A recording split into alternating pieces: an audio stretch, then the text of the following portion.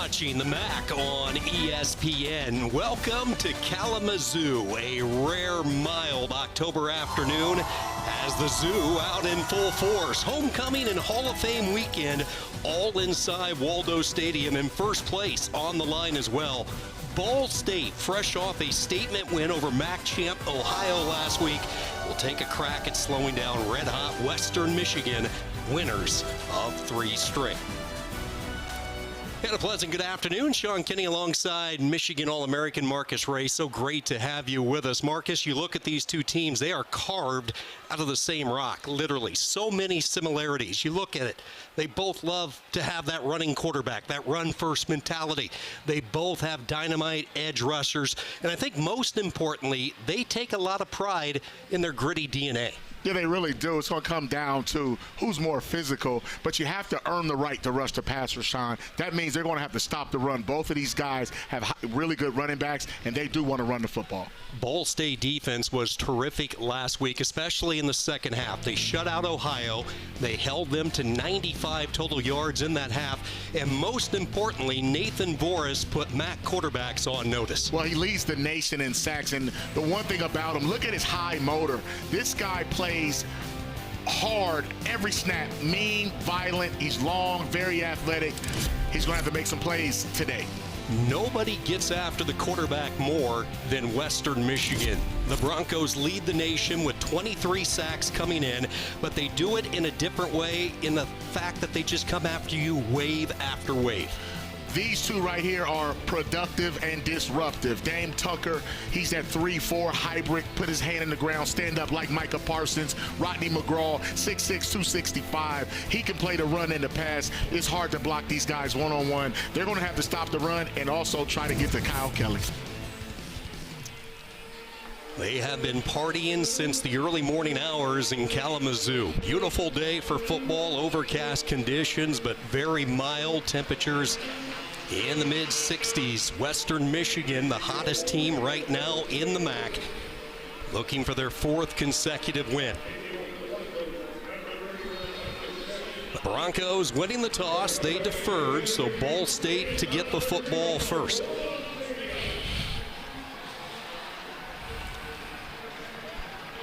Kyle Kelly moments away from taking the field, leading this run-first offense, and two quarterbacks so similar, so dangerous with their feet.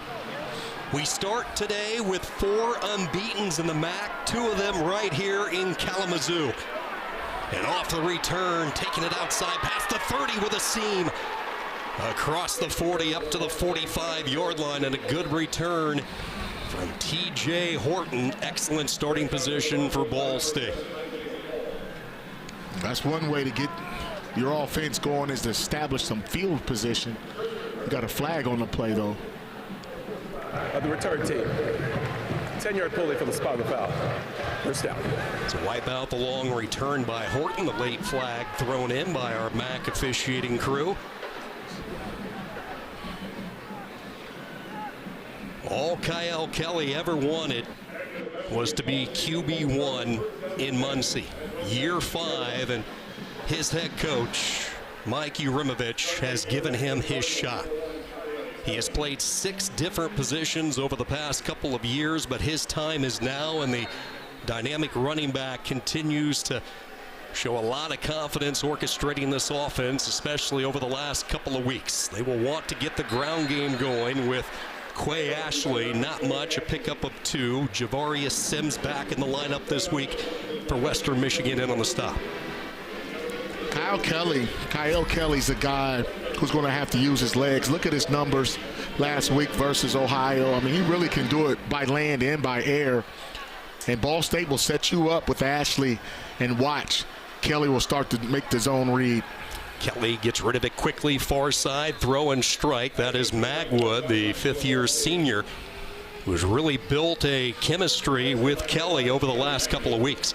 Yeah, you'll see a lot of quick passes when you have grass in front of those defensive backs to the short side of the field. It's one way to get your quarterback in a rhythm, is to keep them in third and manageable. So you'll see a lot of that on second down. Ball State has really stumbled out of the gates of football games this year. 5 3-and-outs through the first 5 weeks of the season. They try to change it here. Blitz comes, and Western Michigan, nobody does it better. They crash down on Kelly. Saipa-Ia and Tucker both meeting the elusive quarterback. Defensive coordinator Chris O'Leary, he sent the house on that one. Western Michigan really likes their matchup in the secondary versus these receivers. It's just too many.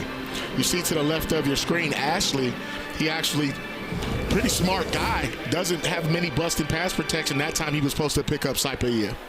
24th team sack of the year for Western Michigan, and an all too familiar sight for Ball State. 6 opening possessions, now 6 punts. Not a real good one here from Adam Saul as it will just cross midfield. It's a punt of 34 yards, an excellent starting position for Western Michigan. 4th consecutive start for the redshirt sophomore Brock Lowry. The Indiana transfer and Ohio native has always been a threat with his legs, but he has showed improvement just like his counterpart Kelly in the passing game, coming off a career-high 18 completions last week. And he likes to run the football, more than 300 yards on the season coming into the game. And speaking of Lowry running with the football, he will not shy away from contact. Hit hard by Alfred Shea, but he crosses into plus territory. What you'll see there is a jet read. That's a dual read for Lowry. He can either hand off that motion, that jet motion sweep. If he doesn't like it, he'll pull it right behind his lineman. It's really a hard read for the defense. They have to stay disciplined. They go empty, fake it out toward the flat, come back the other way, and the tight ends, they love their tight end room. It is deep. The All-MAC performer from a year ago, Blake Bosma, with the game's first down. I really like how Brock sold that flare screen to the left. It's a glorified bootleg pass without the fake handoff. Bosma, it's a big-time tight end, man. He doesn't catch a lot of balls, but every time he does, he makes something happen and moves those chains. Bosma coming off a career season a year ago. He was an All-MAC performer, named to the Mackey watch list this season. Reliable weapon. They go Wildcat, and a hole opens up directly over the guard, and first touch of the day for Jalen Buckley. I like to switch up there. You don't want Brock Lowry toting the mail too many times unless it's trying to keep the defense off balance, but that's one way to get Buckley going. It's a big-time running back. MAC freshman of the year 2 years ago, and they're just trying to find more creative ways to keep the defense honest and the ball in his hands. Really the only thing that has slowed down Buckley the last few years has been injuries. Lowry lobs it near side, going up and making the catch. Very minimal gain. Able to get it to Michael Brescia, who's seeing more playing time at the tight end position. The former Colgate cornerback, Derek Fields, the tackle. That was a nice job by Fields there. I mean, reading that RPO. Lowry had a decision to make, hand it off or throw the quick screen. That time a young man ran down the alley and made a big tackle. First third down of this opening drive for Western Michigan. They put Chenault and Brooks, twin set to the right. Lowry will keep it up the middle, and he is met, keeps the legs churning. Second and third effort should give the Broncos a first down. He is a big man, 215 pounds, and he is a guy that, again, does not shy away from contact. That's a nice job of that offensive line, actually creating a run lane. Look at the second effort, though. That's the thing about Brock Lowry. I mean, he's tougher than leather, man. He's the play is never over. And the way he won this job was in a scrimmage. He told Coach Lance Taylor, I want to be live. Young man from Campfield, Ohio. The first time Taylor allowed it. Brock had asked for that a lot in years past. Looking for that home run ball, looking for Bosma downfield, and it's broken up. Shea able to get his head turned around, knocking it away. And what an addition Alfred Shea has been for Jeff Knowles and the Ball State defense. Yeah, and you see why. I mean, at 6'2", 226, he can run. What field awareness what great field awareness he showed there, because that's a red zone, sneak 'em, touchdown kind of play. He had the athleticism and the awareness to turn and get a pass breakup. Speedster Talik Williams has checked into the game. He is lined up, part of the three receivers right. That's Buckley in motion. He's a decoy, and Ball State not fooled. That's Boris sniffing out the play. One of the best edge rushers, not just in the MAC, but across college football. See, watch Boris. When they leave him unblocked, he has a decision to make. It's called squat and squeeze. That time, I think that was a handoff to Buckley. But because Boris planted his feet, Brock Lowry, you have to live with the give. That time he kept it. That young man right there made a good TFL. He's having a monster season, already approaching double digits for TFLs, the nation's leader in sacks. Wreaking havoc, 3rd down and 12. Lowry out to the flat. Buckley with some work to do. 25-20, stretching ahead. But he will be denied the 1st down.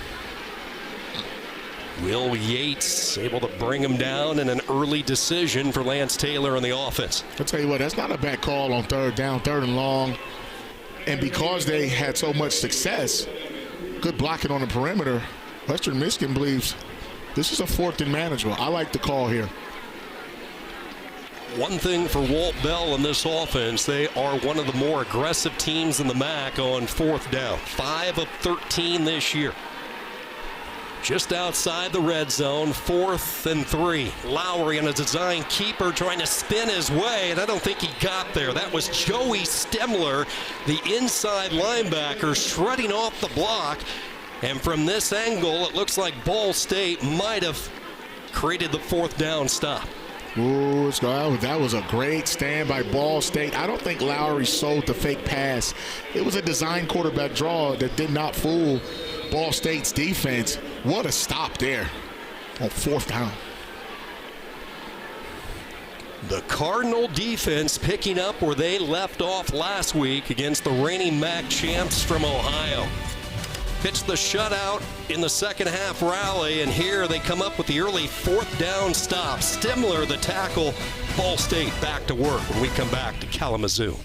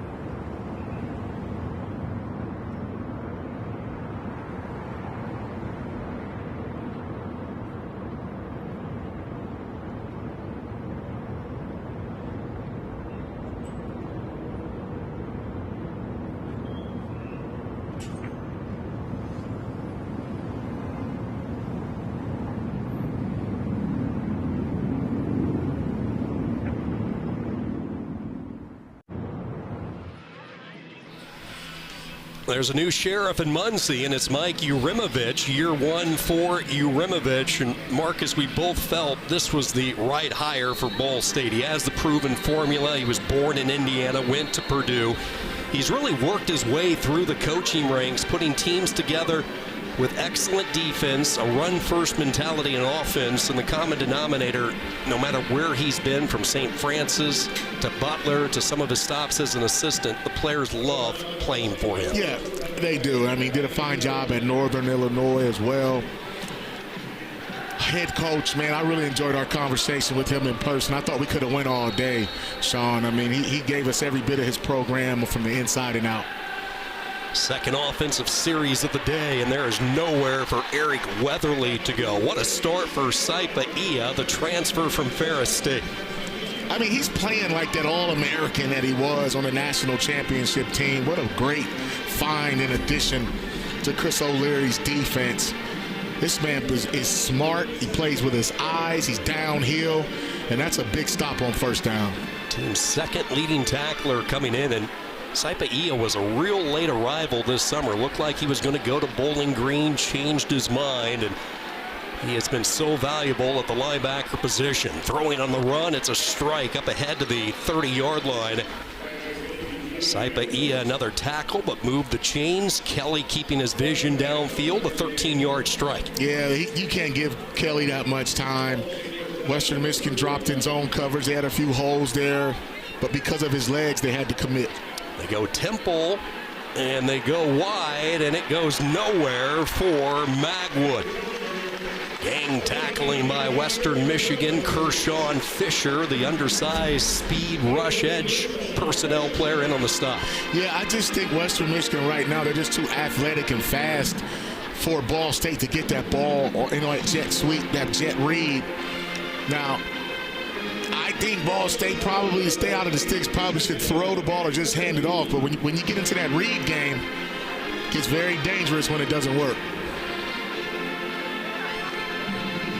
Cameron Anthony in motion. They go pistol. Now they're going to change out of that. Ashley to the left of Kelly on the second and long. Design draw. Kelly bouncing it to the boundary side. He is lassoed around the waist. James Camden setting up a third and long. Neither of these offenses, I mean, you say this, no offense wants to be in third and long situations, but these offenses, Marcus, just aren't built to convert these. No, and that's why they need more success on first down. And I think running downhill or maybe quick passes, that'll keep the defense on their heels. But right now, both of these defenses are living up to the billing, especially the way they played last week.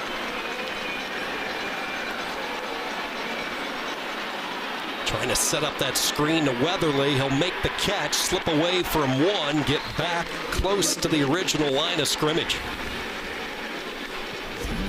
Tyson Lee, along with Tucker, pursuing the football. Yeah, and you know what, Sean, that really started with Tate Halleck, number 3, the veteran safety, Michigan State transfer, very productive, smart, heads-up guy. He made first contact, but if the right side of that line with Cook and Lucas, if they would have made that block, that could have been a big game. Adam Saul on the punt for the second time. 34-yard punt earlier. Here they come. He gets it away. Line drive, short kick, and it's bobbled. Ball loose, and Ball State is going to jump on top of it. A punt that had no error whatsoever. Dangerous play coming in, and it's the snapper who recovers it for Ball State. Maximus Webster, take a look at this. Yeah, and wow, just a bang play. That's Franklin back there. He made a cardinal sin mistake. You don't want to catch punts on the run, especially when you got guys coming right at you, and he never got his arms and his hands underneath it. But what a big play, turn of events for Ball State. The ruling on the field is the punt was touched by the receiving team, recovered by the kicking team. First down. Shea put the hit on Franklin. Webster able to recover it, and Kelly in this offense in excellent starting position as a result. What a big break there for Ball State on the road.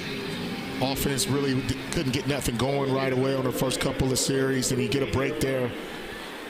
We'll see how Western Michigan's defense responds. That has been something that has been absent from Ball State. Just their second forced turnover of the year. Kelly trying to create any type of magic with his feet, but he has nowhere to go. Another Saipa Ia tackle who has been all over from the center of this defense.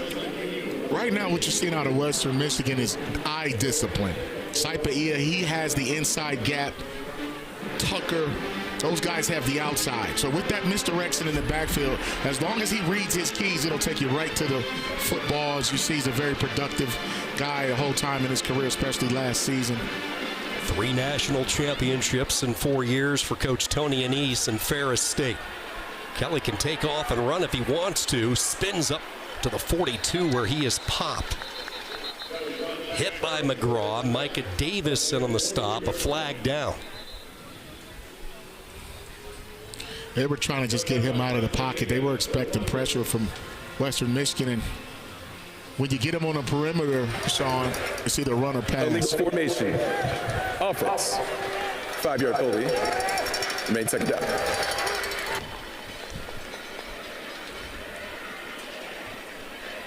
When you see a legal formation, Sean, you got 5 guys in the backfield a lot of times. And that's some of those pre-snap penalties Coach Yu talked about he didn't like. Craig Harmon, the quarterback coach. Mike Urimovich calls the plays, but there's constant dialogue. This is a staff that is so familiar with one another. They go back all the way to the early 2000s from their days at St. Francis. See what they dial up on second down and long. Kelly with a pocket, crossing pattern, making the catch. Magwood picks up a nice block from Weatherly as Magwood takes it back into plus territory at the 45. Pope and Howlick with the pursuit. That's a good decision by Kelly just to go with the check down. He went through his progressions, nothing was there, had good time from his line. I've been watching Magwood make that same little juke move since he was playing Pee Wee ball in Columbus. Grew up in Hilltop, Walnut Ridge product, his final MAC season. Coming off a huge game last week, including the game-winning touchdown catch in the second half. Confusion for Western Michigan. Did not have the right personnel, so they will be forced to burn a timeout.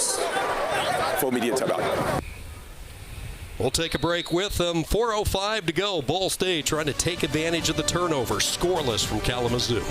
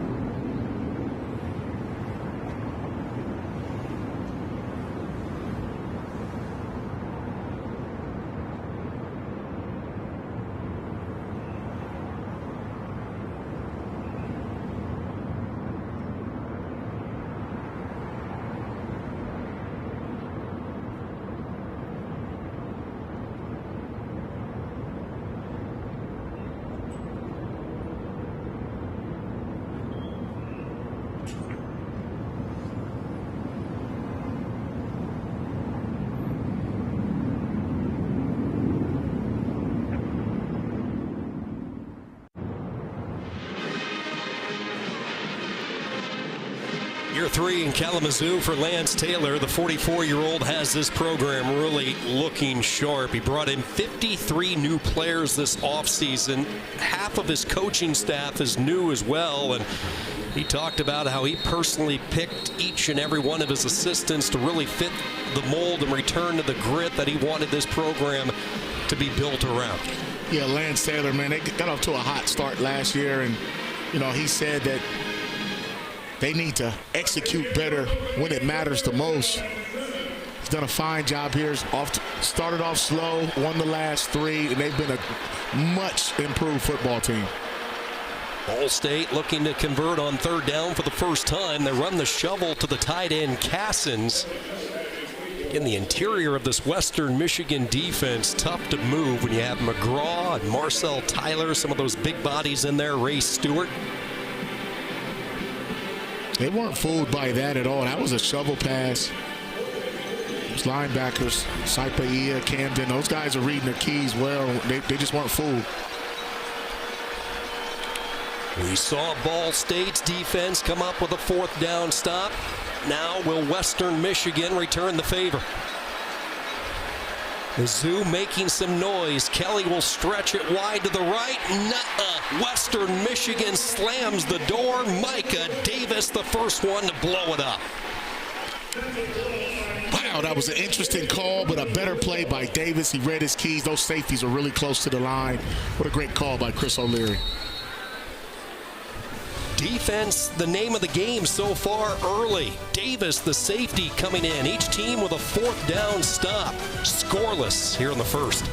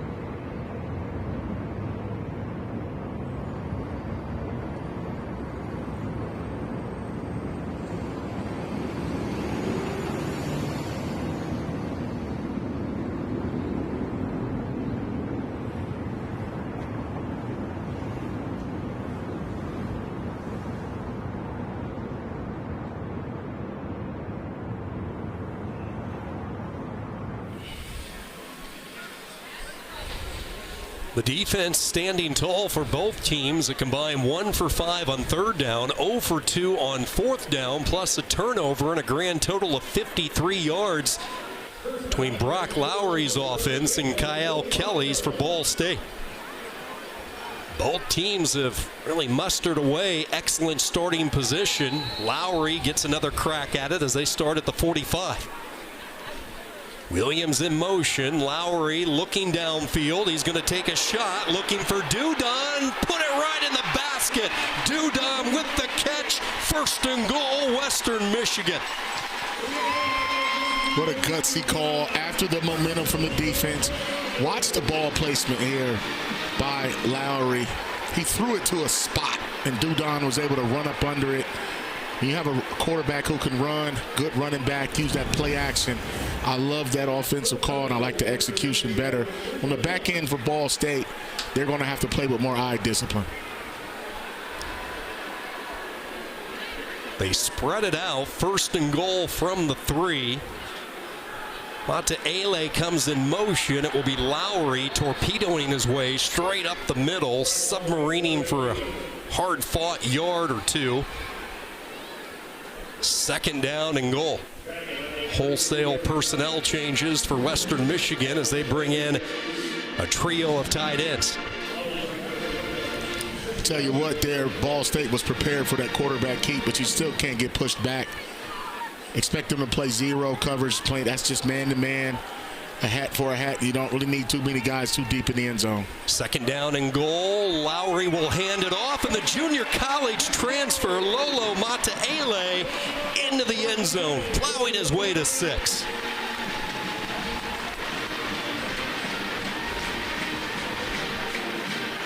Monteale, he just really ran downhill.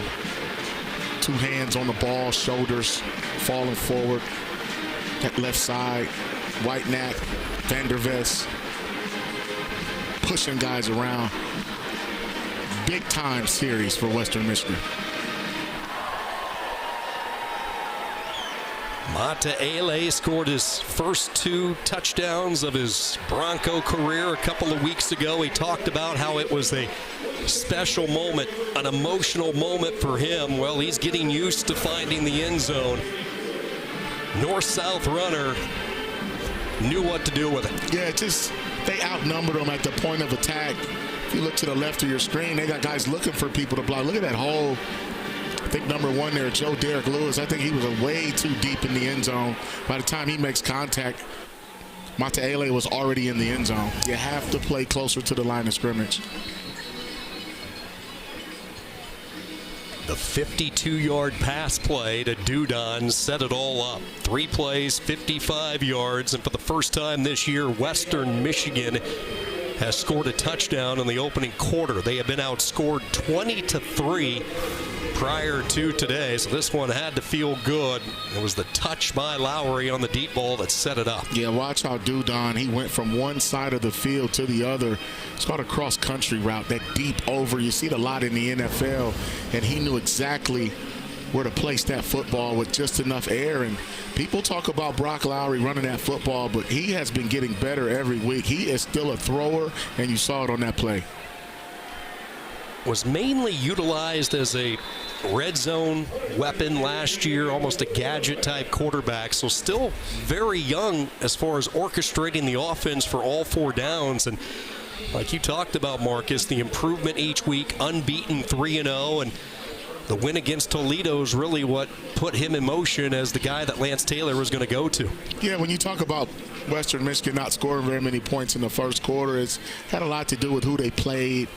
Obviously, Brady Jones was the starter then, and then Lowry would come off the bench, and they had an ongoing competition in game.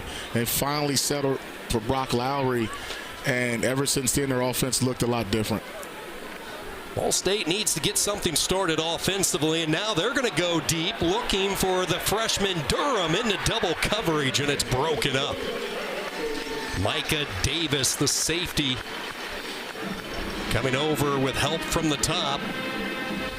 I don't mind that call, though, if you're the Cardinals, to try to soften up this defense. Well, you want to counter punch. Once you get gut punched and you want to fight back, I was expecting Ball State to take a shot at some point because they're not having success on first down, and you want to loosen up that secondary and make defensive coordinator Chris O'Leary think about, see those numbers right there for Kyle today. It's mainly been the short passing game for Kelly. Ball State offense with just 19 yards. Late handoff, but a hole opens up, and a good burst over the right side for Ashley. And that's that counter play that Ball State really loves to run. When I say counter, you just watch from the left side of your screen and you get guys pulling GY. G is for guard, Y is for the tight end, GY counter. And that's one of their bread and butter plays. And if they can get that going, they'll take a lot of pressure off of Kelly.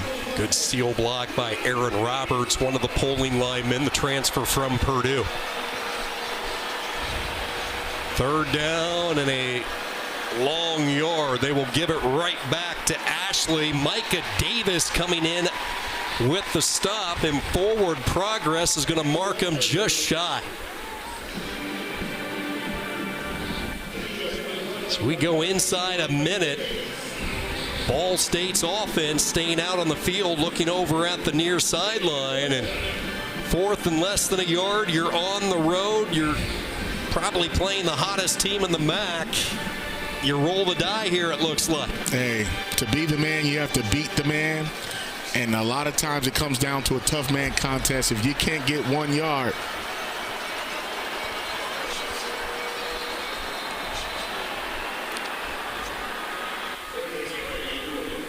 there was some flinching up front along both sets of lines, the traditional finger pointing and an all-important call.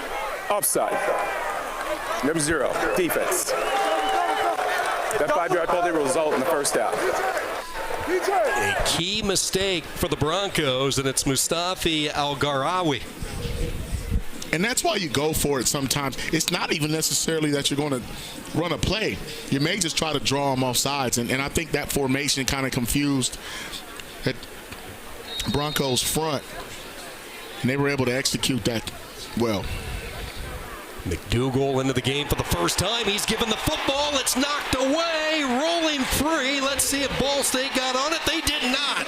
Western Michigan, the recovery. Halleck on top of it. Kershaw Fisher laid the boom on McDougal. My goodness. When you get that much penetration, it becomes a hard read for Kelly. He's reading the defensive end, but he just slithered in there. You saw Fisher with the little twist. He got skinny. And that was supposed to be a keep on that read play for Kelly. But when Fisher got that deep in the backfield, he just wasn't sure whether he should keep it or hand it off, and he disrupted the whole play.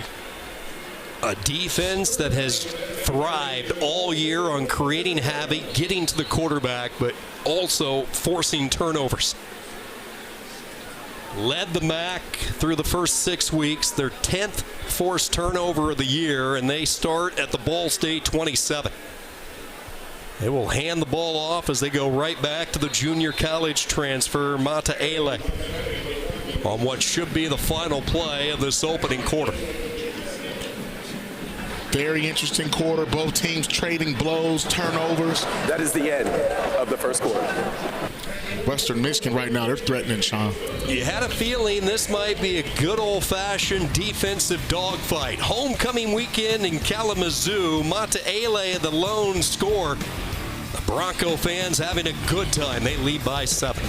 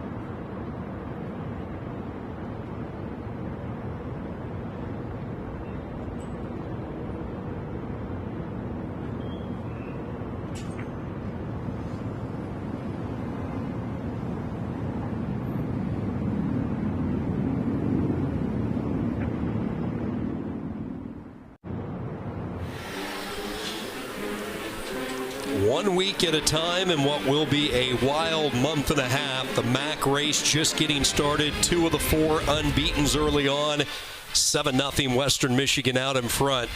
The Broncos and the Cardinals joined by both Buffalo and Miami. Through the first couple of weeks, all 4 of those teams perfect thus far. Toledo, Central Michigan, Ohio, Akron in the middle of the pack. Alongside Marcus Ray, Sean Kinney, welcoming you back to Kalamazoo Waldo Stadium as we start quarter number 2. And it is Mata Ele. Defense, the story of this football game, especially if you're a Bronco. Ball State, 16 plays, 16 yards, including a turnover a few moments ago, which has set up Western in great real estate. 52 of the Broncos, 89 yards coming on the long pass play to Dudon, which set up the short touchdown run by Mata Ele. First down and 10 on the slant. Pass is caught and the price is paid. Cade Conley hanging on, flexing his muscle. He knew he was going to get punished. Yeah. Watch Ashton Whitner, though. Number 7 on the backside. Good read. Just a little too far away. Great job holding on to that football. It was like both teams kind of had them lined up well because you got the back out the backfield, which opened up that throwing lane when Stemler vacated. Second stint in the MAC for Conley, who started his career in Mount Pleasant for Central Michigan. Getting the pocket, moved it, a touchdown. Lowry to the other tight end, Michael Brescia.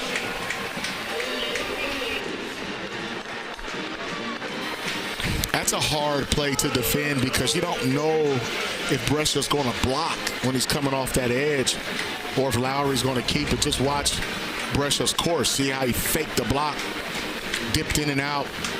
You can't assume, and if you're a man-to-man, you have to stay with your guy. Great call, well executed, and he came from the backside of the formation.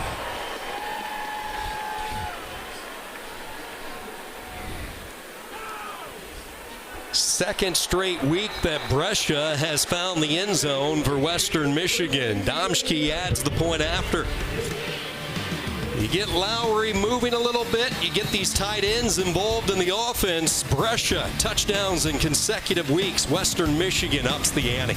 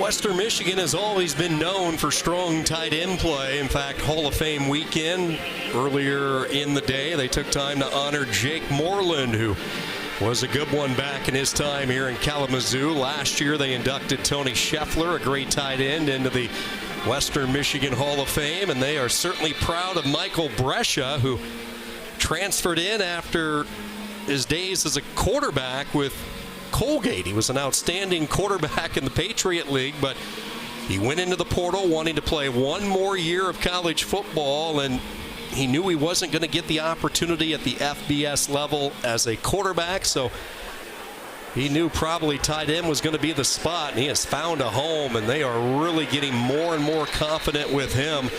Evident with the touchdown catch last week and a couple of early targets in this one. Yeah, he's a good compliment to Blake Bosma as well.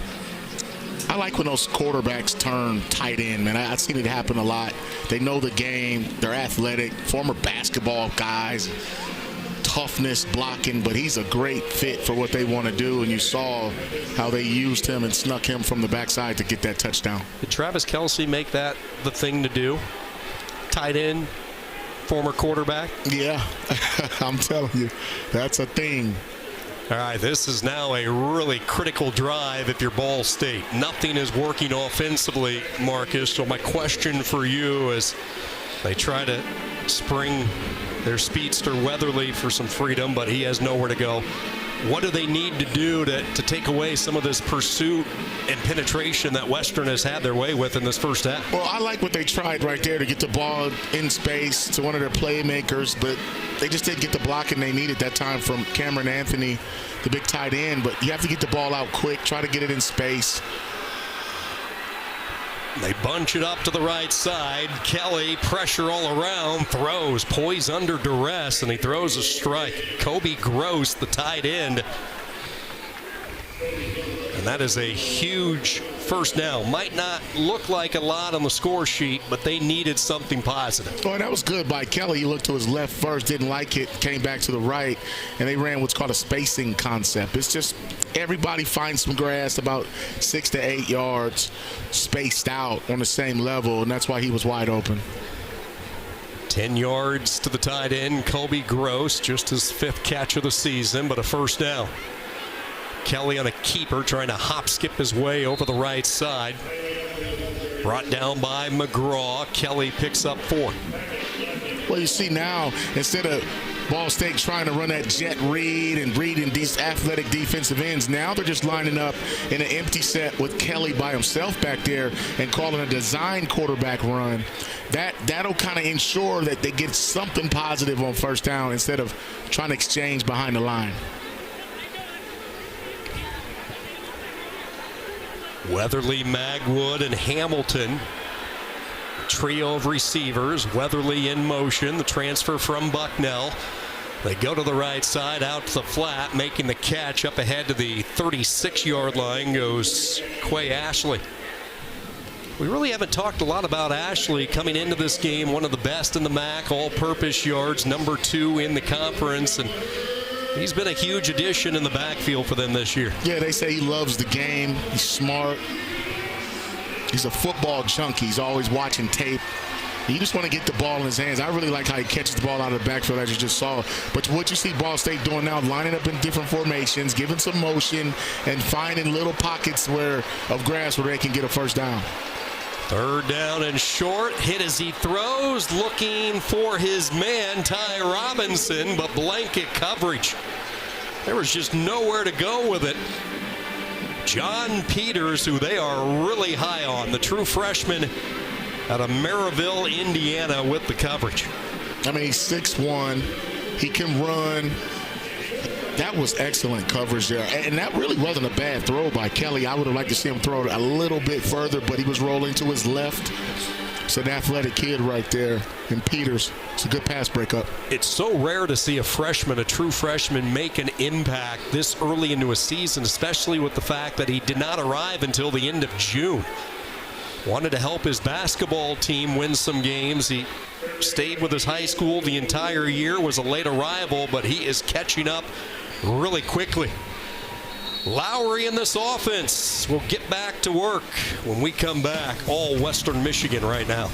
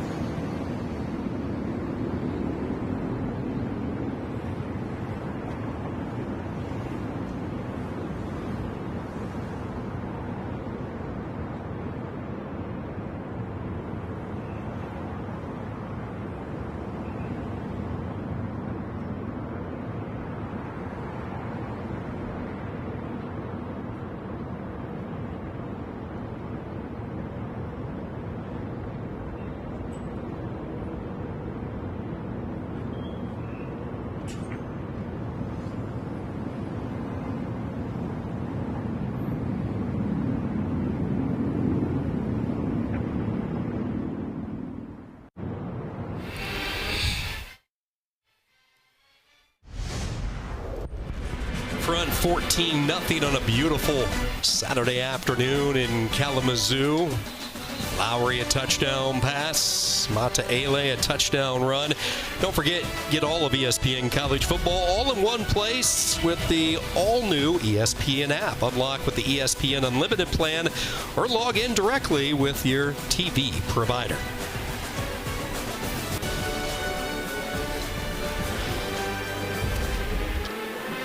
Danger territory if you're Ball State. Boys from Muncie in a little bit of trouble on the road. They need this defense to step up now on this drive. They pitch it and they run it to the boundary side, and a good job coming in, but looked like he got a hand up around the collar. The ball popped out, but I think the hand a little high, Marcus, and the Cardinals so close to making a play. Yeah, we're some interesting to see. It looked like a horse collar there on Thomas. Yeah. Buckley coming up a little limp as he's going off the field there. That ball popped out, but he just can't grab the back of the neck where the last name is in the jersey behind the neck.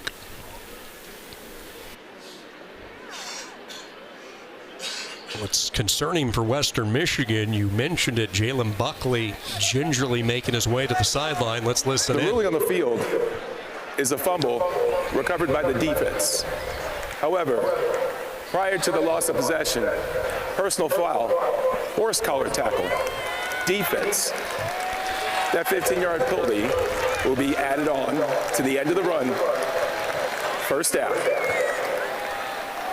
So Buckley still feeling the effects of the personal foul from Justin Thomas, the second-year player, and you could go horse collar. You might even be able to go, yeah, all horse collar right there. I thought maybe he got a piece of the face mask as well, but regardless, 15 yards, a missed opportunity, and Western Michigan still with the football and a first down. Yeah, Ball State's beating themselves there. They would have made a nice play had it well defended. Lowry looked like he wanted to go deep. He'll check down. This is Balin Brooks, first year here at Kalamazoo, the transfer all the way from the West Coast at San Diego State. Ashton Whitner, the tackle. Brooks is a guy that made some plays against Michigan State earlier in the season and was a big play guy. And that time, Lowry did a fine job going through his reads downfield and then checking the ball down. Brooks is the biggest receiver they have on the edge, and that is important for what they want to do offensively, and Walt Bell.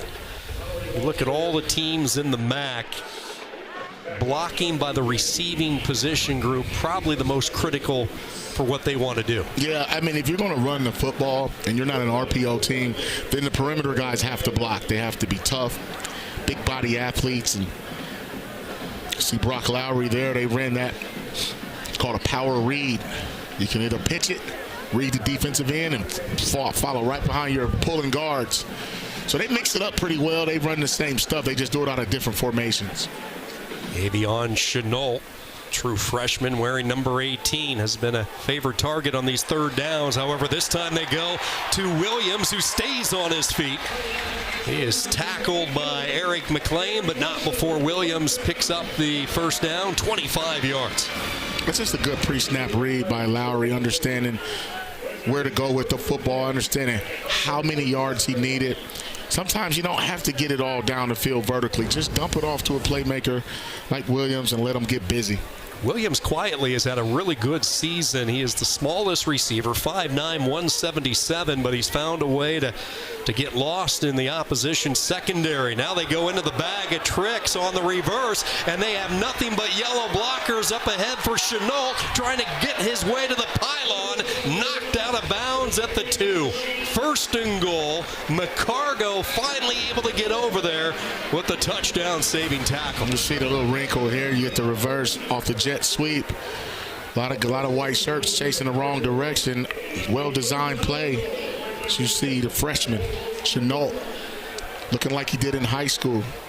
stretching out of Lexington, Kentucky. Tried to get in the end zone because you know they're probably going to run the ball. You got to get in there, 18. We're just talking about the receivers blocking. Balin Brooks with a nice downfield block. They shift, they go wildcat, and they go in. Untouched, Jalen Buckley for the touchdown. You see Buckley doing the funky chicken after he limped off of there, but it looked pretty healthy with that little shake move. What a call there. Fake the toss to Lowry. Buckley right down the middle. Watch, you'll get the pull. So they just went counter off of that.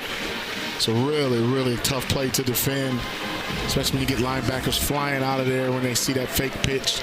Well-designed play.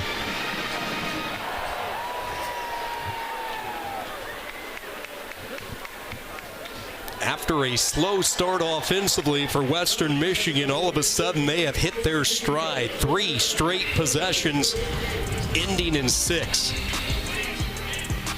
Buckley with the touchdown. The Broncos extend the lead homecoming weekend.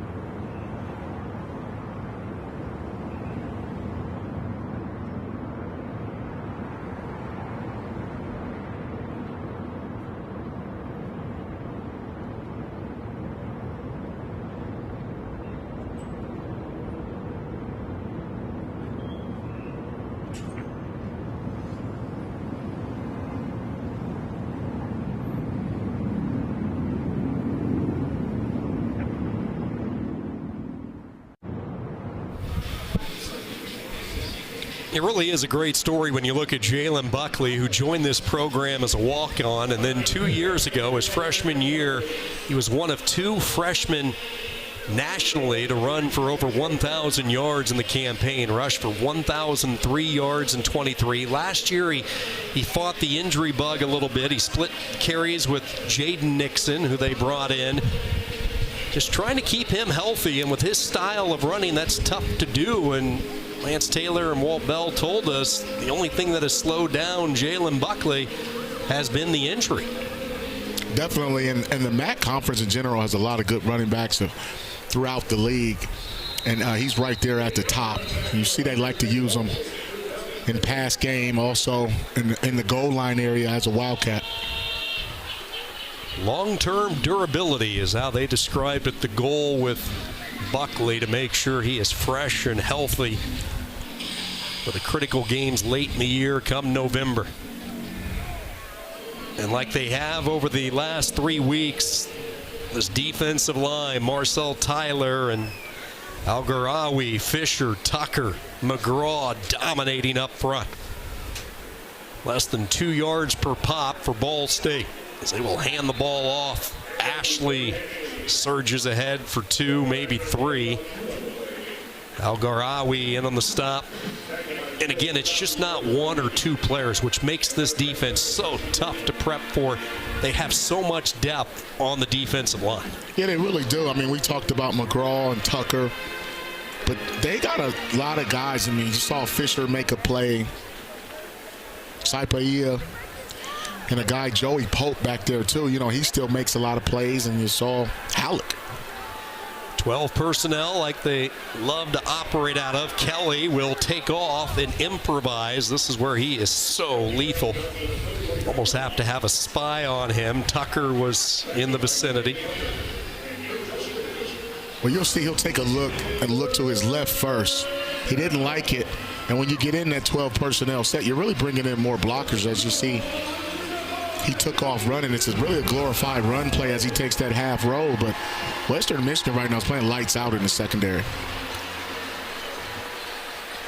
The big goose egg right now for the Cardinals on the road. Not just on the scoreboard, but on third down. 0 for 5. Kelly will try to change that. Has time. Now he's under pressure. Dodges a couple of missiles. He will turn it upfield, pick up the first down, stay on his feet, finally corralled at the 45. 14 yards, and that is Kyle Kelly at his best. That's why he's QB1, and that's why he's just so dangerous, and Ball State always has a chance. Look at the footwork. Great job by the line, but Western Michigan getting a little greedy on the backside. You saw Tucker, he lost contain. Can't let the ball outside the defense, but he's just shaking and baking and making guys miss. You'll see here, watch the coverage there. Inside out double coverage. That's the same play Western Michigan ran when they hit their big one.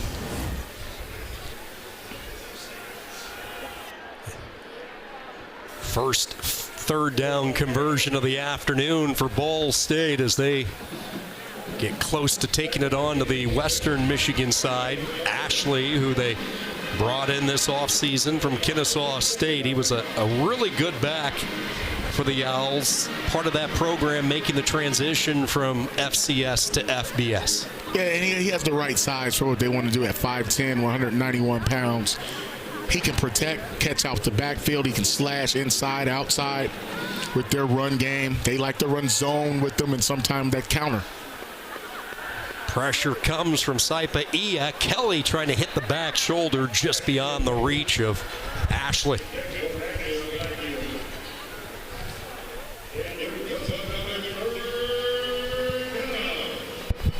It's a big third down.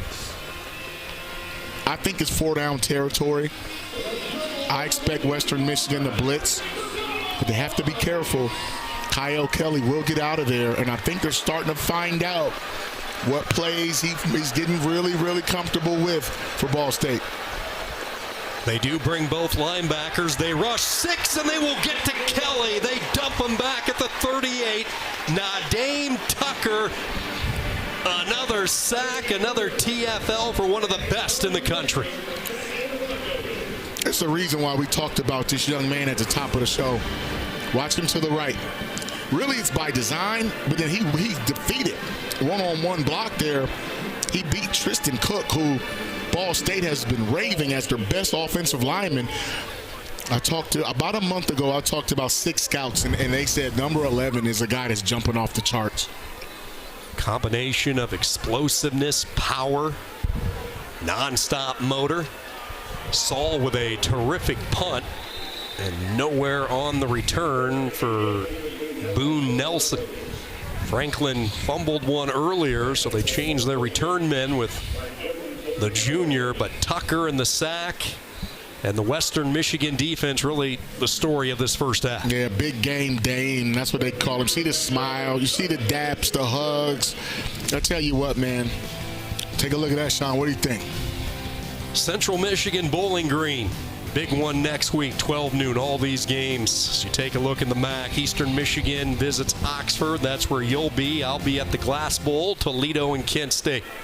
1 week at a time. This ball batted at the line of scrimmage as they tried to hit the slant. They were looking for Terrence Marshall.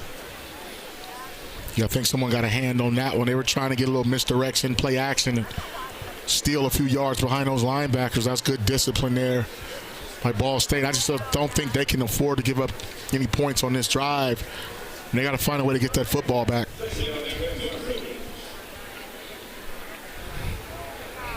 Brock Lowry and this offense have scored on their last 3 possessions. They bring a blitz off the edge with the corner, and a good job of the Cardinals, but not wrapping up with the tackle. A shoulder tackle there from Shea, and that's a no-no. That gave an opportunity for a few extra yards. Yeah, you have to wrap up, Shea. I mean, it was a great read, well defended. Just like you draw it up, had the blitz off the corner. I'm not sure. Hey, you got to finish the play. Leary, hey, he kept his legs going and made something out of nothing.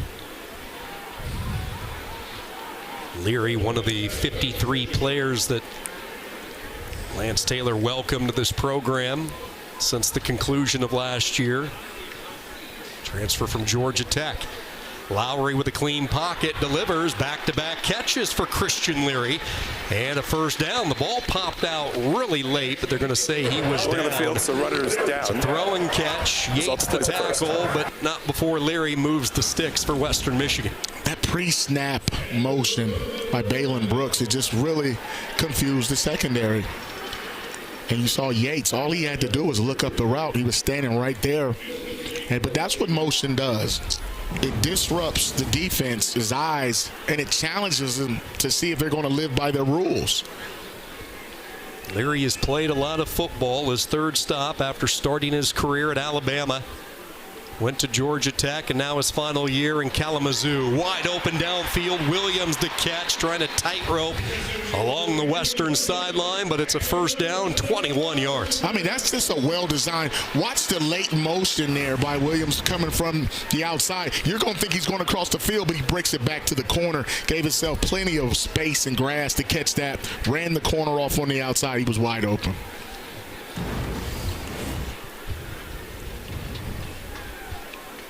Lance Taylor made the decision a little more than 3 weeks ago that Brock Lowry was going to be his guy, and Lowry has delivered. 11 of 13 today. Williams another catch, but he is tackled in space. Unable to spin away from Derek Fields. It's a gain of 4. Keep an eye on the clock as we approach the 2-minute timeout. Western Michigan with 2 timeouts. In control in this first half. I think the most impressive thing about that graphic we saw was he completed balls to 8 different receivers. That's just like playing point guard, like I used to come down the lane, Sean, and just start dishing it off to whoever. Up the middle they go, bouncing it to the outside and falling ahead. About a yard shy of the first down. Our first look at Devin Miles, who they brought in via the junior college route, Mount San Antonio. You have Miles, you have Monta Ele from San Mateo. Brady Jones also the quarterback. The JUCOs proving to be pivotal for Western as we hit the 2-minute timeout.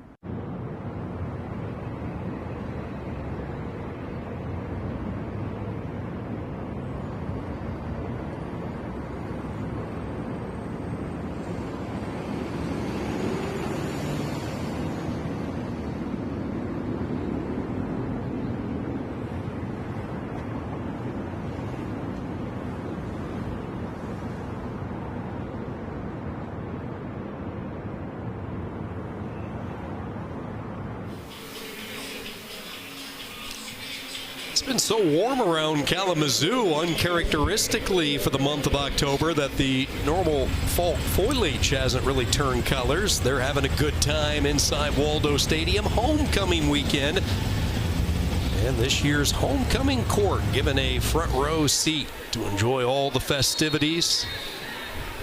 They're having a good time. Western Michigan certainly doing their part on the gridiron. 21-0. Third down and short off the edge. And Ball State comes up with the play.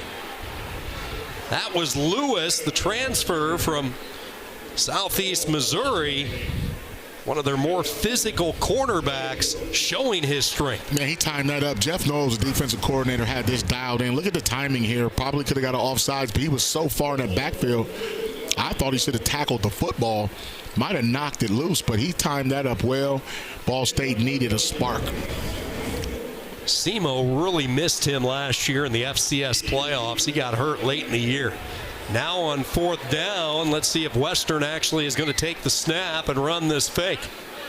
Looks like it's just going to be a decoy with their big body, and they will use the timeout. Milmore, the punter, but you saw Western changing it up a little bit. It's fourth down and 5. Offense.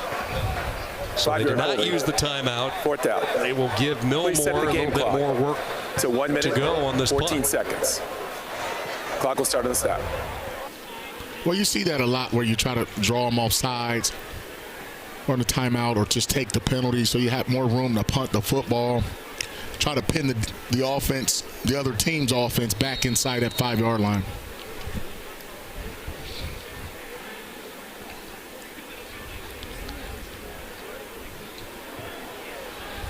Milmore with the big boot. A little bit too much on it as it skips into the end zone for the touchback. A full allotment of timeouts, a little more than a minute in this first half. Mike Urimovich trying to get something on the board late. Kyle Kelly in this offense really just contained 50 yards of total offense, 1 of 7 on third downs. Not the same dynamic offense that we saw in the second half last week in their win against Ohio. Yeah, I mean, every week things can change. You take a look at Kyle Kelly's numbers, which is a lot different today than they were a week ago. We'll see what he comes up with on this drive. They start from the 20, and on first down, it's a short game, but they stop the clock out of bounds. Ty Robinson, the Colorado transfer, with his catch. You'll see Ball State work the sidelines if they have grass there. They still have timeouts, though, so they can throw the ball in between the hashes and keep it in play. But that's what you'll see in most 2-minute situations, corners bailing out, soft coverage. Ball has to come out quick if you're Kelly.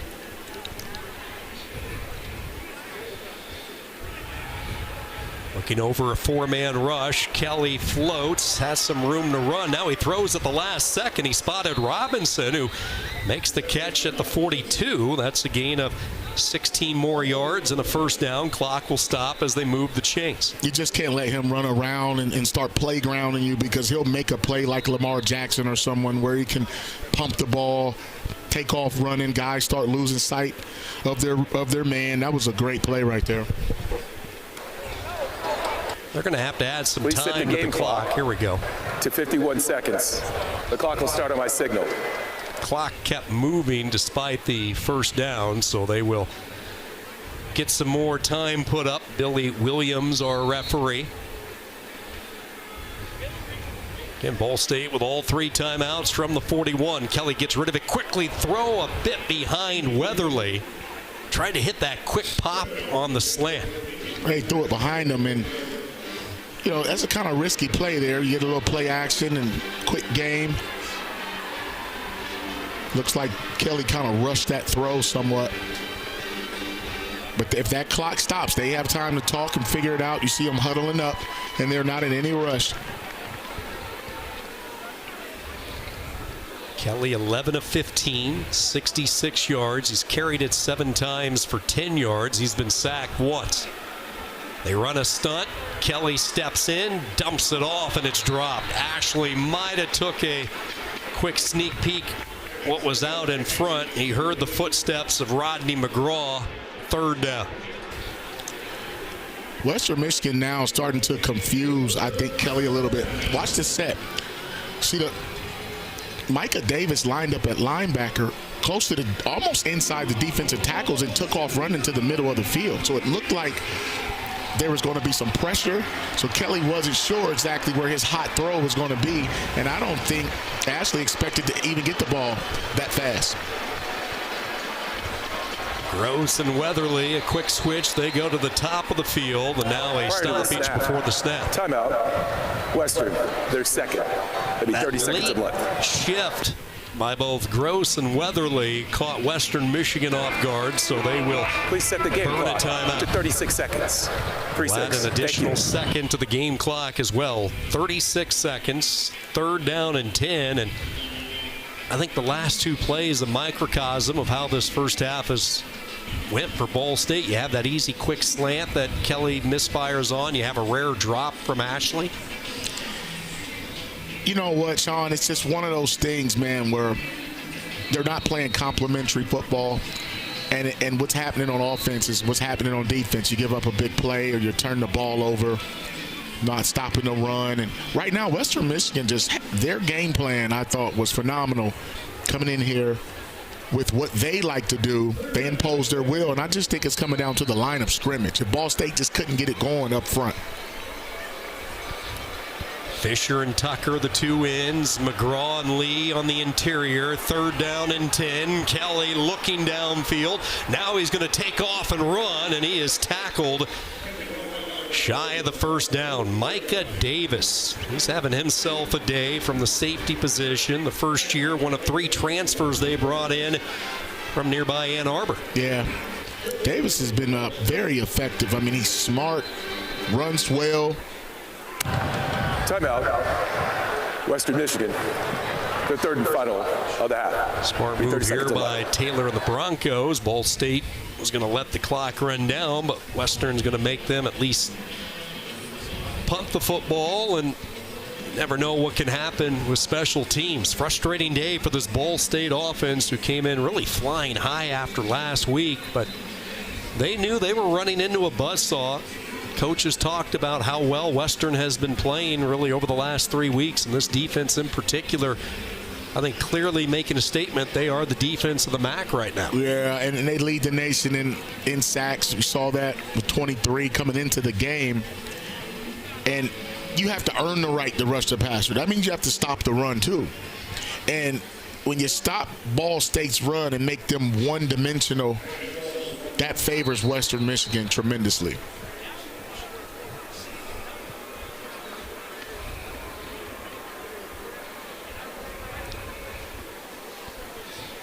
Saul puts some air on, angled toward the near side, but it bounces through the end zone for the touchback.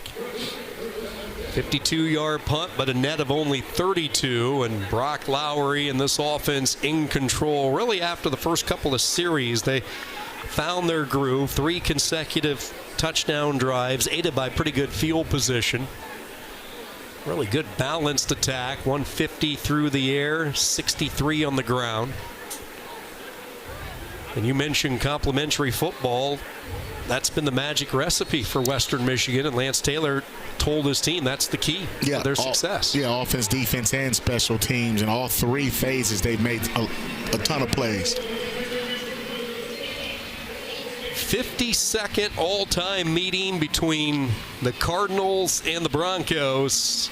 So far, this year's edition belonging to Lowry and Western Michigan. 21-0 here at the break. Lance Taylor all fired up for this homecoming crowd.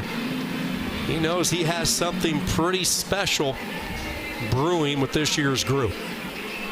Well, I tell you what, when they played in September and they fought Illinois for a half and they fought Michigan State in that second half, they really felt like they were close. And then by MAC play, this is who they expected to be.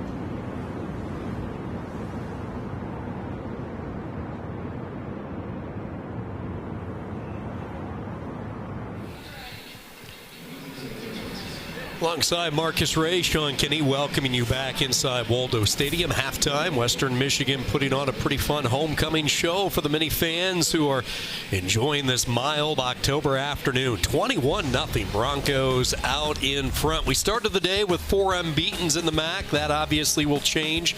Bowling Green wins a huge one over Toledo. How about Eastern Michigan? They have been so close, but they finally get over the hump today. A 16-10 win over Northern Illinois. Yeah, they dropped one last week at Buffalo. We did that. Bowling Green, they were losing, and they found a way to get that lead.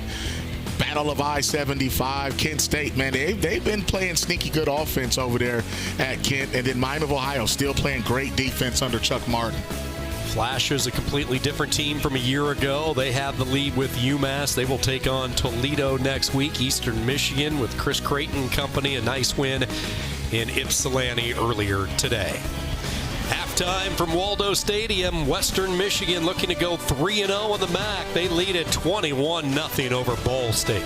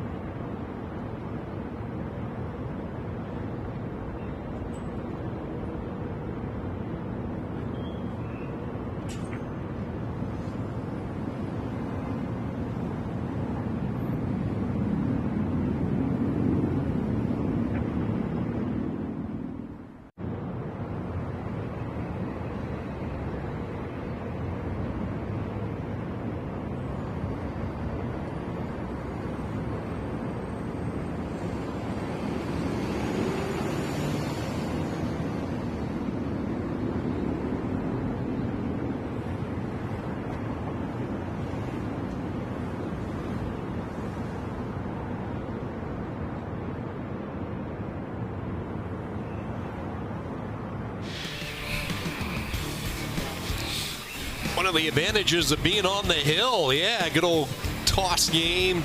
Kill the man with the football. The youth having some fun in Kalamazoo.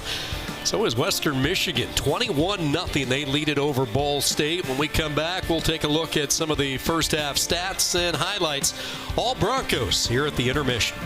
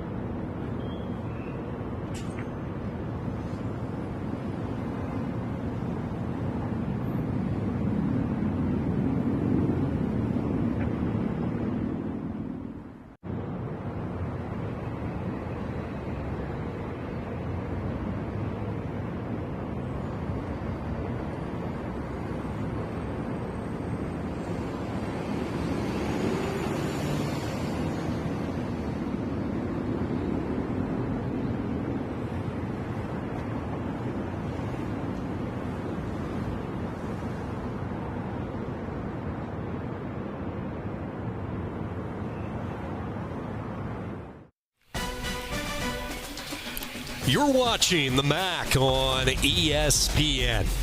Halftime from Kalamazoo and Western Michigan looking for their fourth consecutive win. Lance Taylor's Broncos out in front 21-0 at the break over Ball State. And it's been about defense the last couple of weeks. Complimentary football, but the defense, Marcus Ray, certainly set the tone. And their transfer from Houston, Nadine Tucker. Yeah, Tucker got after it, and you'll see Fisher all over the place. These are called havoc plays. When the ball's flying out right there, good penetration. They're just running and hitting right now in space as you celebrate there with the Broncos turnover cap. That young man right there, Fisher, see the numbers, 3 tackles, 2 in the backfield, forced a fumble, and really just has disrupted Ball State's offense the entire time. 2 TFLs for Fisher. Tucker with a TFL as well.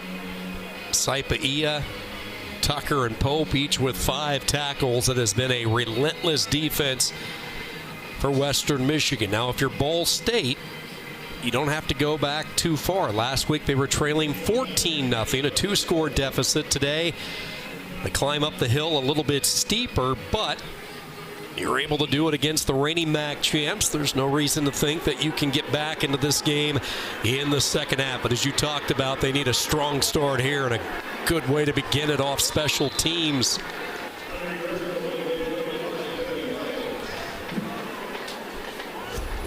It's a nice job there. You see Brock Lowry's numbers, very efficient. 12 of 14, 150, 8 different receivers. That's what Coach Lance Taylor wants out of his offense. Offensive coordinator Walt Bell and company, and you got to tip your cap to that offensive line. Those are the guys that are allowing that to happen. It was a young offensive line coming into the season.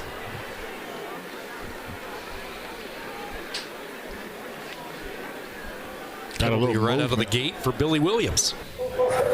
Offense, number 77. 5-yard penalty. Still first down. Never fails. You start to brag up the big guys. That time it was Hunter Whitenack, the transfer from Illinois. Keep in mind, John Hofer, the normal starting guard for Western Michigan, out again with an injury. He was really the lone returner as far as starting consistency from the past. 2-year starter guard Hofer out. Whitenack really stepped in last week and played well. Team also lost Jeremy Schleicher to a season-ending injury at center, and Raheem Anderson, the transfer from Michigan, has done the job. Speaking of doing the job, Ball State blowing up the play. Drew Hughes, the nose guard, along with Darren Conley. That was a nice move there by Hughes.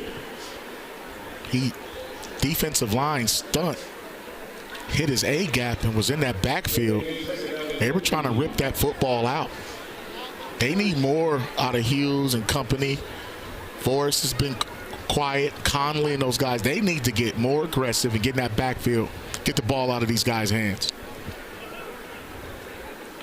Williams in motion on 2nd and 15. Pressure comes. Lowry got rid of it just in the nick of time.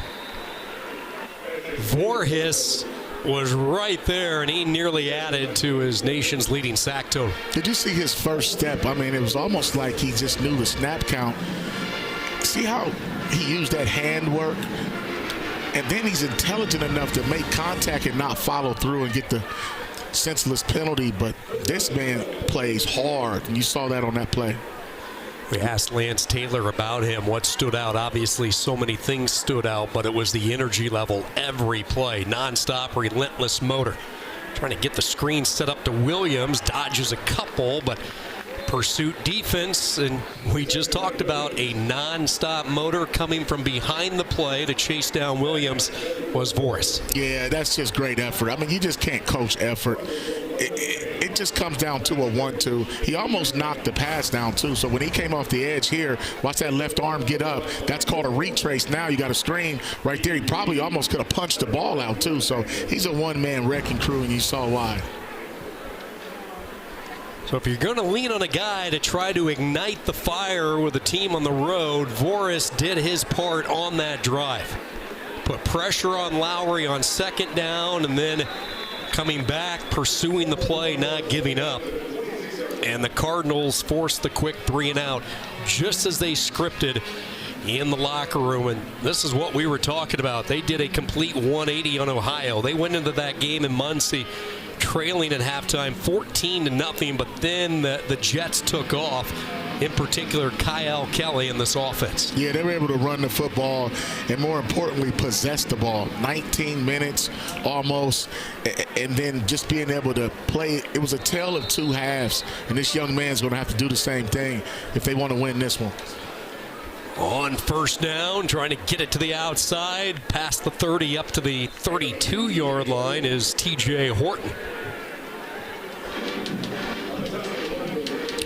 That was a nice cutback there by Horton, showing some vision. Ball State's going to do what Ball State does. They're still going to run their jet read stuff, but I think they need some automatic handoffs where it's just not a read like that play.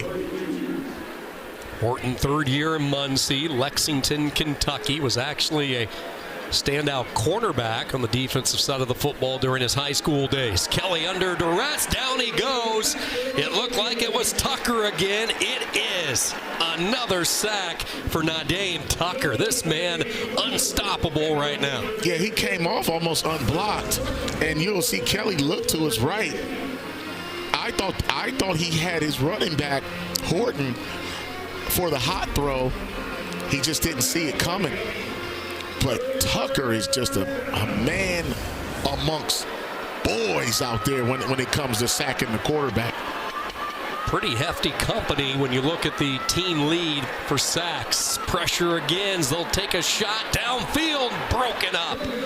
Beautiful play by Joshua Franklin as they were trying to hit the deep ball to Robinson. And Ball State, despite the good first down carry by Horton, they're forced to give it right back. That's really, really good coverage there by Franklin. He was in phase, meaning he was hip to hip, stride for stride. Now you become the receiver. That ball probably should have been picked. But I'm going to tell you why he had a chance to block that is because number 11, Tucker, lined up at linebacker and shot right through the A-gap. It's been a busy day for Adam Saul.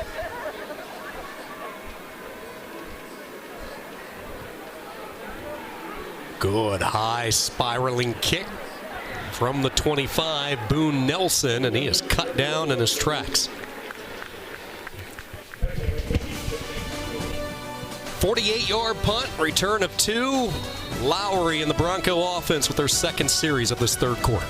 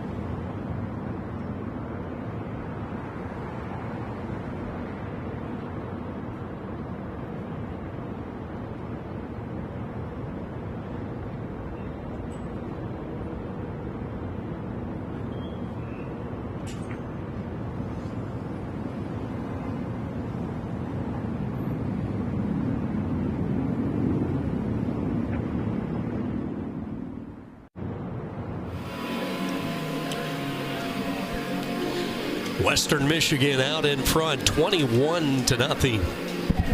11:24 to go in this third quarter. All Broncos and the defense having a good time this afternoon. Brock Lowry just continues to get the job done. 3-0 as the starter this year. He was moved into the starting role following the loss at Illinois. They were shut out by the Illini. Lance Taylor made the move to go to Lowry. He delivered a last-second drive to get the win against the Rockets. He followed suit with a blowout win against a very good FCS program in Rhode Island, and then a strong second half last week in the road win at UMass. Quick throw, quick catch, and Brooks into the secondary. Takes it up to the 46-yard line. That's a gain of 20 yards and a first down. Yeah, those are the passes that they like to do with Lowry, especially like on a first down situation when everyone's expecting run.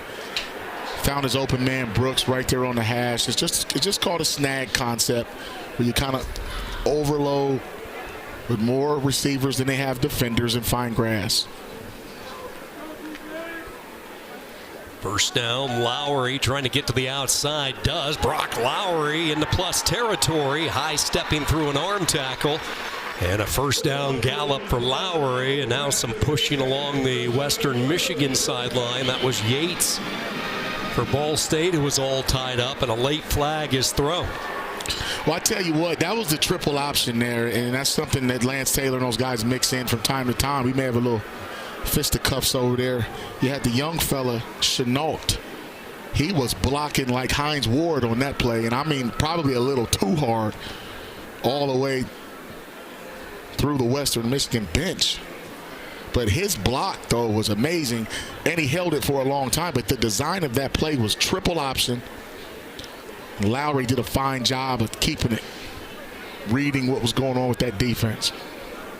You mentioned Chenault. I asked Lance Taylor, is blocking come natural to him? Oftentimes for a true freshman, that part of the game, maybe an area they didn't have to work a lot on in high school. And without hesitation, before I could even get the question out of my mouth, he said no.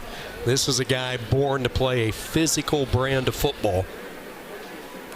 Results right here, Tony. Really special player. There are 2 fouls on the play, both after the play. Unsportsmanlike conduct, defense, number 20. Unsportsmanlike conduct, offense, number 92. Both of those are their first. The penalties canceled. The result of the play is a first down. Take a look at the physicality from the freshman on the edge with Avion Chenault. Right there, the top left of your screen. I mean, just blocking well after the play. That's something you can't teach. That's a 1-2 kind of thing. And I tell you what, that play worked, but it can't work if guys don't, if they're not selfless enough to block for someone else. Bouncing it to the outside, but getting cut down. Ashton Whitner, the sniper of this defense. Real versatile player on the back end. He sniped right there. He just, that's called triggering. And when he saw that action, he was the forced player on the defense. He doesn't make that tackle. That could have been a big gain, but that's what you need. If you're going to, you talk about sniper, that's the nickel back. He's versatile, safety, corner kind of guy, can blitz and tackle in space. Yeah, they thought he might be playing some more boundary safety today with the injury to Michael Gravely. Second down, this one batted at the line of scrimmage, incomplete. Looked like it was Conley who got a big paw up into the air, and a third down and 10. And that batted ball may have done Western Michigan a favor because that time they matched all the underneath routes, especially Joey Stemler. He was standing right there. And Caden Johnson, those guys really read that one.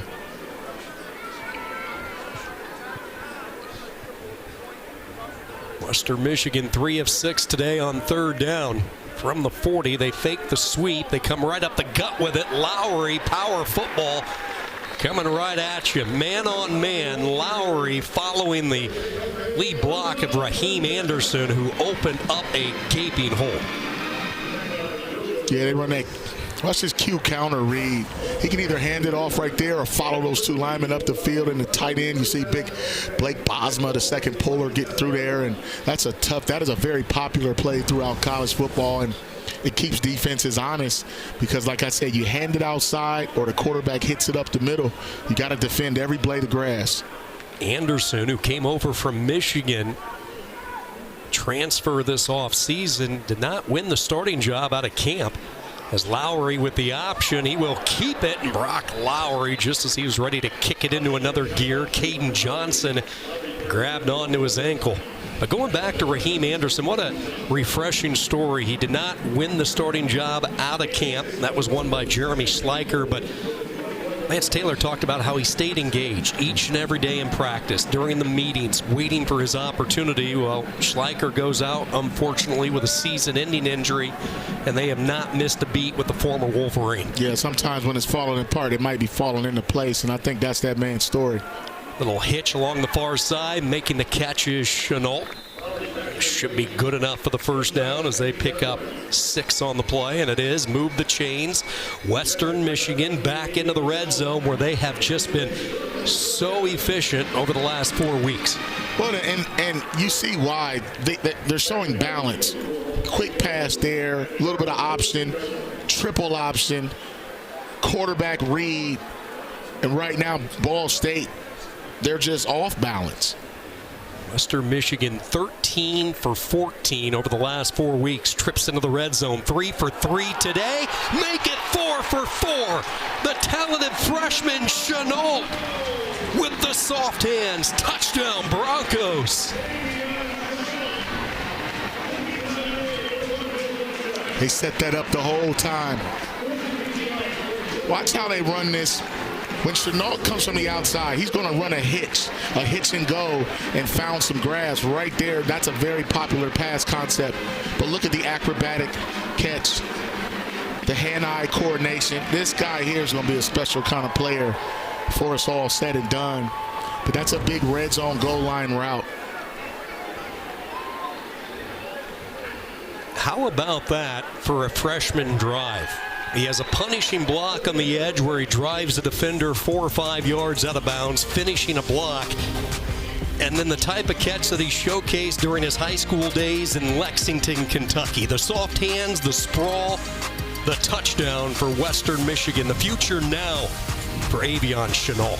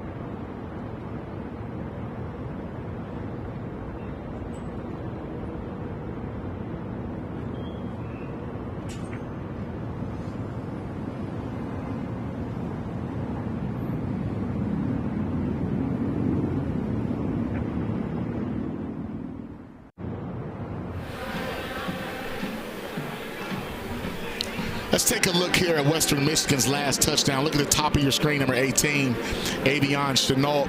Just going to roll the tape. You'll see the route he runs is called a stick and go. So he gives a little shimmy right there. The linebacker normally pushes to sit on that route, but a great job there by Brescia to clear the safety off the hash, and then the rest of it, the throw and catch, Lowry to Chenault.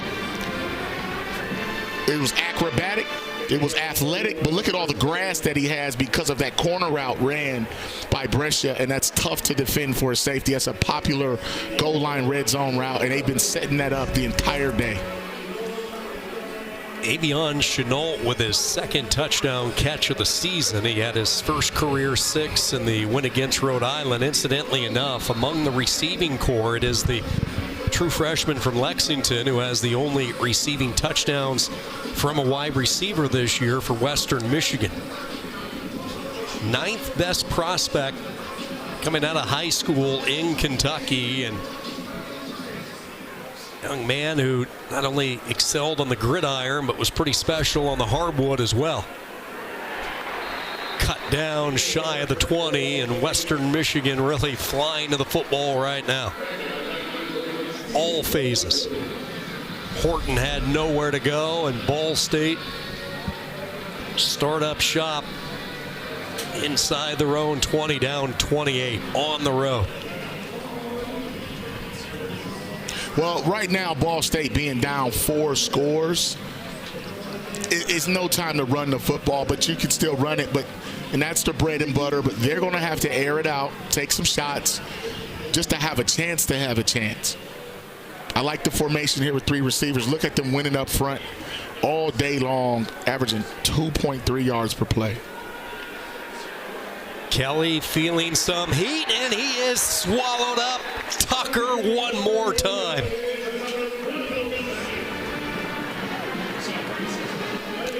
You almost can't even try to block him one-on-one. I think Western Michigan's going to have to keep a tight end in the game. You got 2 guys over there.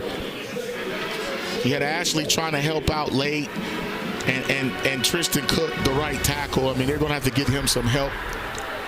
As you see now, look at that formation. You see 2 tight ends in the game. Stood up at the line of scrimmage, Marcel Tyler. Started his career at Iowa Western Community College, and you just read the body language. This defense having some fun. I mean, they're just flying around, running, hitting people, and this gentleman right here is the MVP, I think. I mean, when your defense can be that disruptive and you're just hitting people in the backfield, look at the total yards.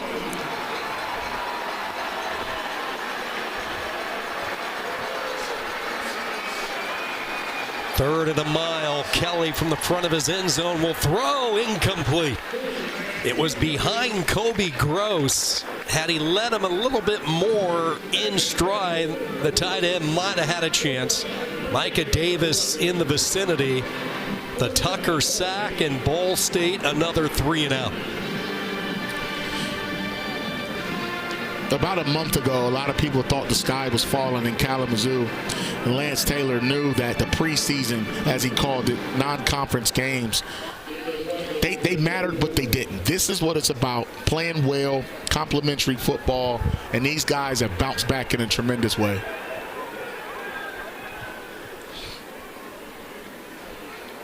Defense that entered today leading the nation with 23 sacks. That number of 23, 4 more than they had in its entirety a year ago. And a big reason for the uptick in production, a transfer they brought in from Houston and Tucker. I mean, just watch his motor, explosiveness, short area quickness, the use of the hands. He's wearing 11 for a reason. I mean, this is what you see guys do in the National Football League that wear that same number, and you have to locate him. And the thing is, they've earned the right to rush the passer because they have stopped the run all day. Lowry will loft it, put some air on the throw, and Bosma stretching out makes the catch. But Bosma down on his back, holding his shoulder as he is slow to get up. Stemler, the tackle, soft touch by Lowry, but the concern with the injury. Mackey watch list tight end, Blake Bosma. Lowry with the touch pass, as you said. Look at the accuracy. If you want to ever grade a quarterback, tell him to defeat tight coverage. But look at this catch here. Over the shoulder, pulls it in. So he lands on that shoulder a little bit, the one he was holding. But that's, I mean, it was well defended, too, by Ball State. But when you get that type of touch and accuracy and a great catch there by the big fella, it's just your day. It's just going the way you drew it up. Bosma started to head toward the tent, and he will go in underneath. Blake Bosma, fifth-year senior, dipped his toe in the portal waters briefly during this offseason, coming off a career year a season ago, but realized this is where he wanted to be. It's been quite a journey for the former walk-on turned scholarship. Quick hitter, hop skipping over the left side. Goes Devin Miles, Alfred Shea, another stop. As you see, Western Michigan has had their way. A lot of guys, a lot of different players have touched the football. You can put Miles in there, give him a downhill run out of this 12 personnel. Just meaning 1 back, 2 tight ends. Don't think they won't take a shot here.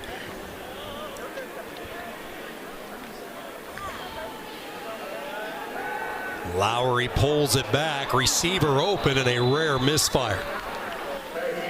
He had a wide open Terrence Marshall, and Rock Lowry, who's played nearly a flawless game, would love to have that one back. And I'll tell you, by design, the way Western Michigan lined up in a little unbalanced formation, Ball State really lost him in translation because he went in motion. He got a little triple option action. You run the corner off on the outside there, Roman Pearson. And right here, watch. As he runs this wheel route, he turns up, but the outside receiver runs the corner off, and there's no one there. That's just a well-designed play. Third down, here's the option, late pitch, Miles off to the races, goes airborne, and a first down. Shea hit him, but not before he was 10 yards plus down the field, 15 for the speedster Devin Miles. Yeah, watch the left side of this line on our screen, just all in concert. This is called a speed option. Speed option where the quarterback just takes off running downhill. Running back stays in pitch phase, and right there you put a defender in conflict and you pitch the ball. That was McCargo that forced him to pitch the football. When you can start going speed option, triple option, wheel routes, the defense right now is just on their heels. On the draw, zigzagging up ahead, Miles to the 21. Stimler able to bring him down. You look at the 1-2 punch. Obviously, you have Jalen Buckley, who is the veteran of this running back room, but this offseason they go to the junior college ranks for both Miles and Mataele. Both arrived in December. Miles from Mount San Antonio, Mount Sac Community College, located in Walnut, California. He's a different type of runner than Mataele, a little bit more hop in a step as far as that sideways motion.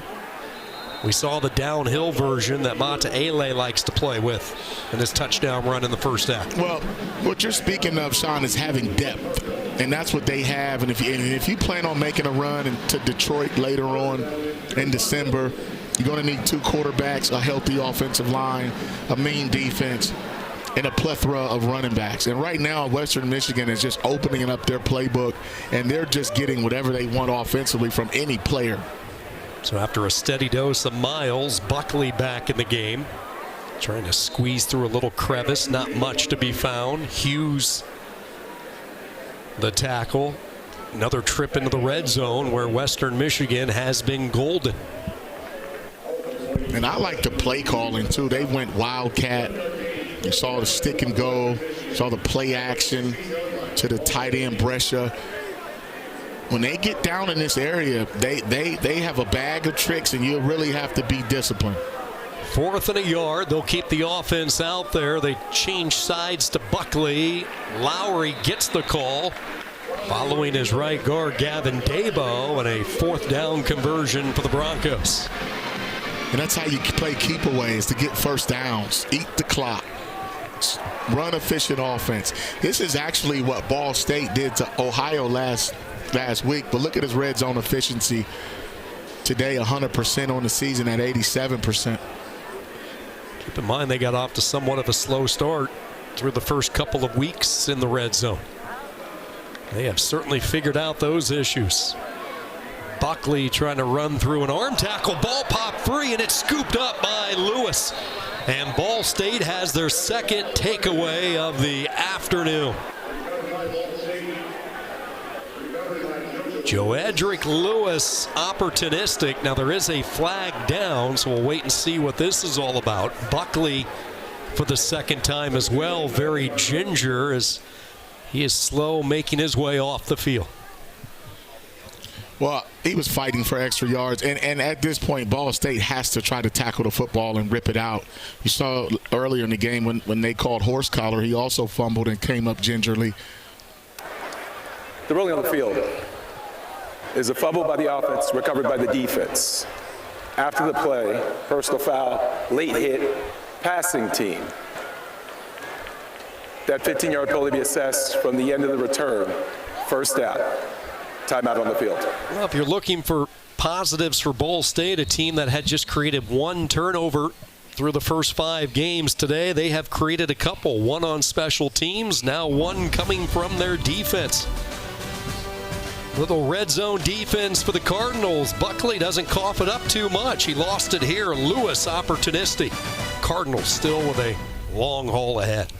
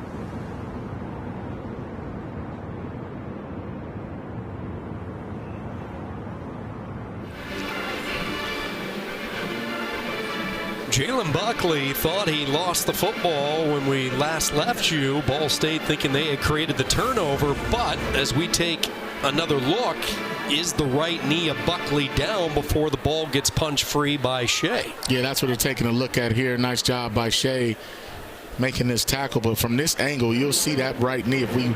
As it gets right there, we freeze it. The ball is still in his hand with that right knee down.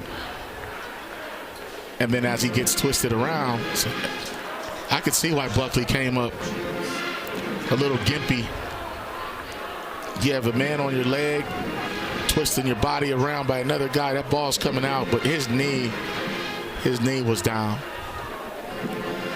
Keep in mind, the ruling on the field is a fumble, so as our replay official Harold Batty takes multiple looks at it, is there enough evidence, substantial evidence, to overturn the call and keep the football with Western Michigan? JoJo Lewis certainly hoping not. He was the player who scooped it up. If they do allow Western Michigan to possess the football, it's going to be interesting. There's Sean Spence right there, former NFL player. What a job he's done. Defensive line coach. Oh, my goodness. I'll tell you what, he's one of those young coaches, man. Got an opportunity and he's coaching them up.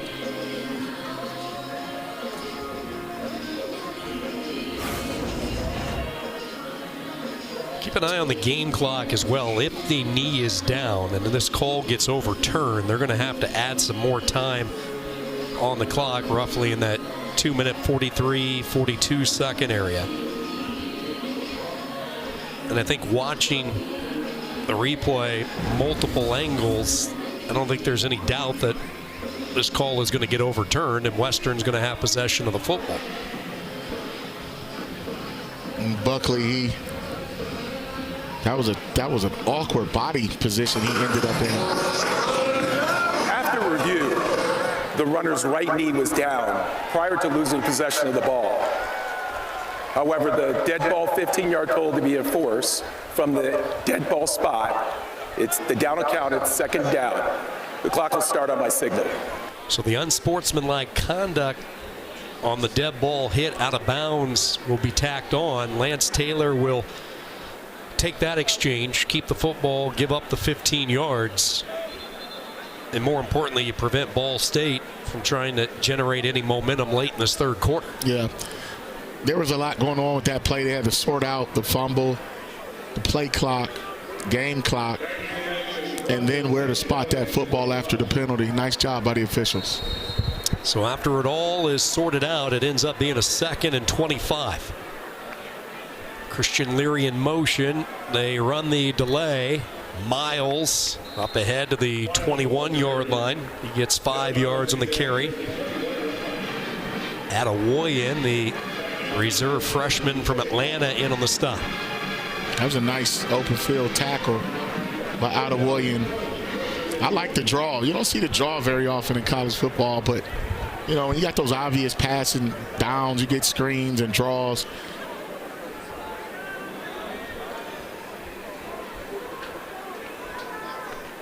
Conley, the H-back to the left, third down on a comeback. Brooks makes the catch, but he is tackled immediately.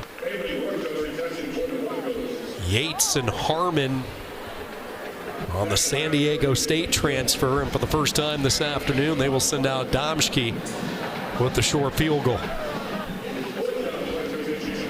Western Michigan's been very efficient, as we showed you. 4 for 4, all touchdowns. Now they have an opportunity to go 5 for 5. You add a field goal in there. It's just been that type of day where you draw it up, you rep it, and then you just mix it all up. And I just think they played really well off of each other. From the near hash, and Domschke is going to push this wide right. No good. A rare miss from Palmer Domschke, who did not attempt a field goal last week in the road win at UMass. Now 6 of 9 on the season, and Ball State might not have got the fumble recovery like they thought, but they get the stop. Yeah, that's a win for Ball State, and who knows, me, former defensive back, just jinxing kickers around here, but I tell you, that's a good stop for Ball State. And I mean, they at least got to get something going, something. See Coach Yu there, he calls the plays. He's an offensive mind, and he's got to find something that Kyle Kelly likes and he can execute and get these playmakers the football. Mike Urimovich really is coached at all levels, from high school to the small college ranks, FCS, FBS, Group of 5, Power 4 programs. He has been a part of it all. In his ascension up to the top of Muncie, injury timeout. That's Eric Weatherly who is down. And you build ties in the coaching industry, and his ties, he was a grad assistant at Northern Illinois when Joe Novak was turning the program around, and he was part of Rod Carey's staff, Dave Doran's staff. He followed Carey from DeKalb out to Temple. He followed Dave Doran to Raleigh and the job that he did and is doing at North Carolina State. And I asked him, well, what'd you take away from those coaches? He said Novak taught him patience. You know, he took over that NIU program that was one of the worst in the country. Took him a few years to get it going. And then with Doran, the attention to detail, he'll call you out if you're not doing the job. And with Carey, the focus on family, really bringing in the coaches' families, the players' families, making it a family-friendly environment. Yeah, and then when you make it a family-friendly environment, you give them time off to spend time with their family. Not only do you invite them in to the building and to practice and to the program, you allow for family time outside of football. Second down. This is a design run by Kelly. Kelly surges up to the 27-yard line, and Urimovich has certainly carried the family mentality to Ball State. He makes the coaches get out of their offices every Sunday by 3. Players are out of the football facility at 1 so they can spend some time with the loved ones. It's been a tough day, though, for the Cardinals on the road. 3rd downs in particular. They say styles make fights, John, and last week in that second half, Ball State style was a little better. Pressure matchup. Comes, Kelly down. Western Michigan, their 5th sack of the day. Dominic Moon back in from injury. Tyson Lee converging on the quarterback. The big club not slowing down Moon, and this Western Michigan defense adding to their nation's leading total. Nobody's been better at doing this, wreaking havoc. They have done it for 3 quarters today, pitching the shutout from Kalamazoo.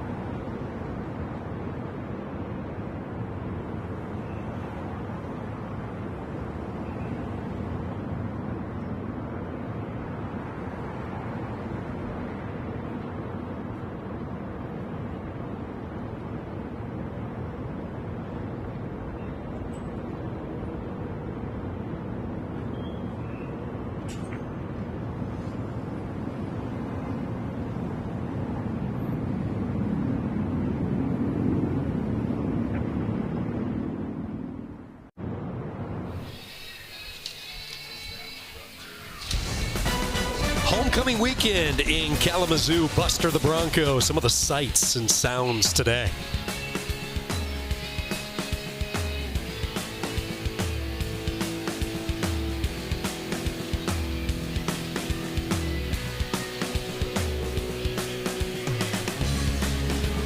Alongside Michigan All-American Marcus Ray, Sean Kinney, welcoming you to Kalamazoo Waldo Stadium as we start the 4th quarter. A dominant defensive performance by Western Michigan. They have held Ball State to 74 yards of total offense. 5 more sacks, giving the Broncos 28 to lead the nation. Lowry with a couple of touchdown passes. Buckley and Matalele each with a touchdown run. And the third quarter defense just kept getting stronger and stronger, and it was already about as rock hard as you can get from the first half. I tell you what, man, and part of that is time of possession, playing keep away, and you start getting 3 and outs on defense. Offense has the ball, 8 first downs to none, and keep those chains moving, and you'll win the battle of attrition every time. Well, Marcus, what do you call this personnel when you have 2 quarterbacks out there side by side? Brock Lowry and Brady Jones. That's Jones in motion.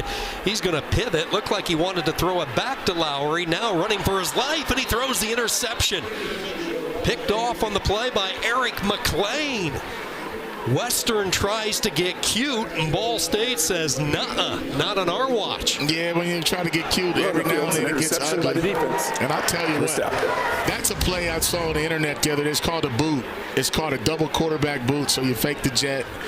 Basically, it's just like a bootleg pass, but those routes were smothered, and I think Brady Jones, the one rep he took all day, just happened to be an interception. She probably should have threw that one out of bounds, but what a great break on the ball by EMAC, Eric McLean, young fella with the turnover. He's a really good young cornerback. Sophomore, grew up in Illinois, and like Yates on the opposite side, he was thrust into the starting lineup last year midway through the season.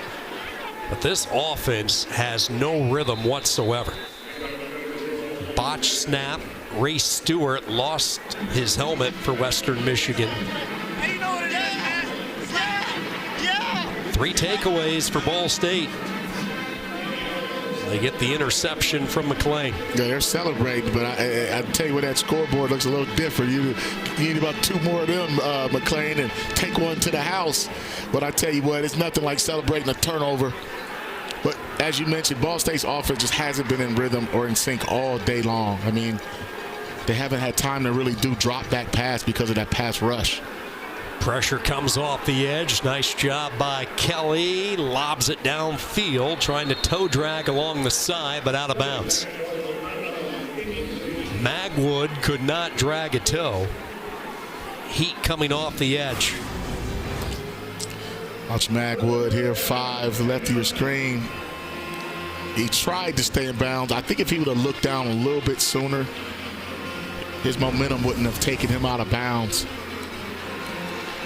That was Popeye Williams on the last play, putting the heat on Kelly.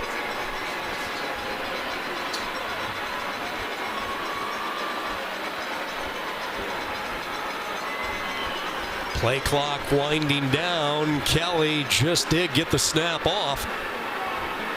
Rolls right, sidearms the throw, tried to zip it through a lot of traffic, and it's knocked down. Just wasn't there. That was actually a pretty good block there by Ashley on the big defensive end to give Kelly the perimeter. Now you're seeing sprint out passes because he's been a sitting duck back there, a standing target. When they try to form a pocket, that time they try to sprint out and flood the zone to the sideline. Nothing was cooking. Kelly came out, hit 8 of his first 9 passes since. He has won 3 of 11. Unable to take advantage of the McLean interception. Saul sends a spiraling kick. It's caught up in that swirling breeze today in Kalamazoo, and the fair catch by Boone Nelson. 36 yards on the punt. Some Mac pleasantries between these two. And a timeout in the action. Fourth quarter just underway. Lowry has a couple of touchdown passes today. Western Michigan in control.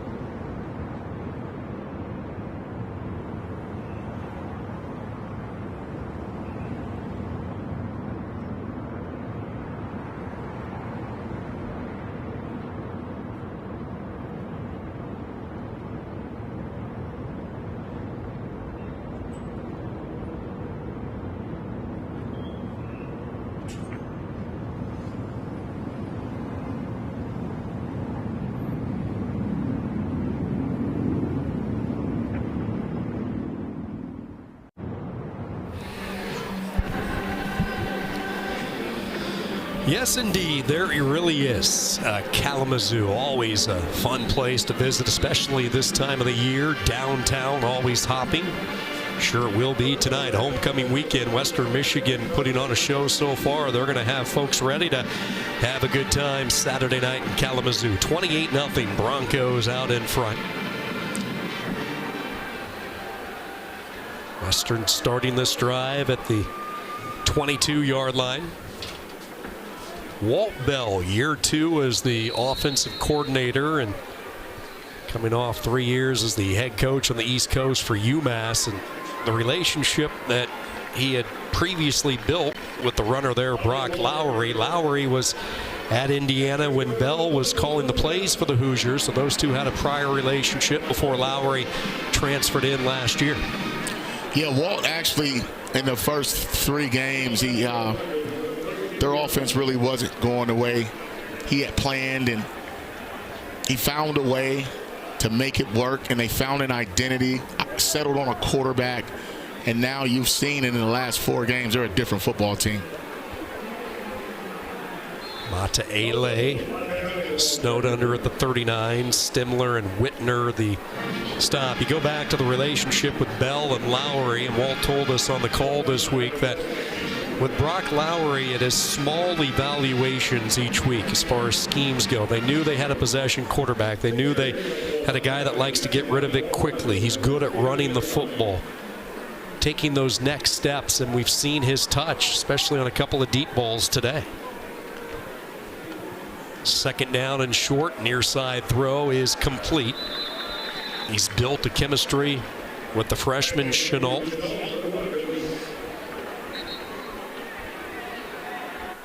Keep in mind, this is an offense that lost 4 of their 5 linemen up front. Jacob Gideon, Ted Kushi, Addison West, Jack Sherwin, all gone to graduation. They lost their quarterback in Hayden Wolf from a season ago. They hit the portal pretty heavily at the receiver position. They go the junior college ranks with a couple of their tailbacks to supplement Buckley. Bell putting it all together. Lowry on the drag, has his tight end. One of the players they brought in via the portal, Michael Brescia, becoming more and more of a target in Walt Bell's offense. Yeah, that was a nice play design by Walt Bell there. You get the triple option look with the arc motion, and then you bring the tight end from the field to the short side. It's a nice job by Justin Thomas, though, 49, staying home, making that tackle. That was a well-designed play. Lowry had a decorated high school career. He was the Big 22 Ohio Player of the Year his senior season. Miles takes it close to a first down. Weagold, the experienced linebacker, in on the stop. 3rd and short. Numbers today pretty impressive. 21 of 25 commanding this offense, 235 yards. He's also been a weapon running with the football, which he always is, 71 yards on the ground as well. Yeah, and you see career highs, and this is around the time of year you want to start peaking. You want to play efficient because it's going to come down to what happens in November, but with those type of numbers, they're going to be hard to beat. Lowry pressure, dodges Voorhis, now dumps it off, and they will move the chains. Again, the poise under duress, and you're seeing a lot of that. And I think a lot of fans are forgetting this is his 4th career start. Only got on the field once at Indiana. Last year, mainly used as a red zone weapon. Really the entire offensive playbook now in his arsenal, and they've been so impressed with the way he engineers it. Yeah, and the way the plays they're calling, they're designed to do what he's good at. They lean toward his strengths, and that also helps. Lowry with time. It's a clean pocket. Conley with the catch, trying to get away, but he cannot. Beebe, the linebacker, hanging on. And Conley is slow to get up. Yeah, that was that triple option look again, throw that they just ran from the other hash. At this point, Walt Bell is repping some of his other offenses. And when you do that as a coordinator, when you have a 4-score lead, it gives the next team you play a lot to think about. Instead of just honing in on, okay, they run this, this, and this. They've thrown everything at Ball State today and the next team that they play. Pitching it, trying to stretch it to the outside. Good pursuit defense, though. Number of Cardinals shadowing Miles. McCargo, the backup sniper, one of the first ones in there. McCargo, the fifth-year senior, his third stop after starting his career at Temple. Spent last year at Division II Virginia Union, and now part of the depth in the back end for Ball State. Defensive coordinator Jeff Knowles. Yeah, Ball State secondary is actually pretty deep. I mean, they can play up to about 9 guys, respectfully, and still get production.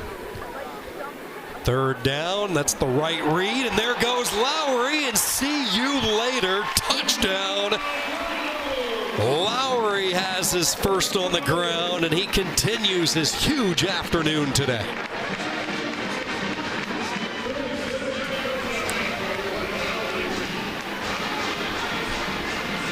I think that formation right here had Ball State lined up. You got a quarterback counter, but look at that hole right down the hash. And then the question is, where's the free safety at? Well, he went with the jet motion fake, and that was Whitner. Saw those guys now chasing, but that's just how you draw it up, the quarterback counter. But Ball State had a lot of miscommunication there in their secondary. As I just said, they go 9 deep back there. Domschke adds the point after. That hole was so big, the right tackle, Chad Schuster, had nobody to block. He was ready to pave the way. There was no paving needed. All Lowry, 37 yards. Western Michigan keeps pouring it on.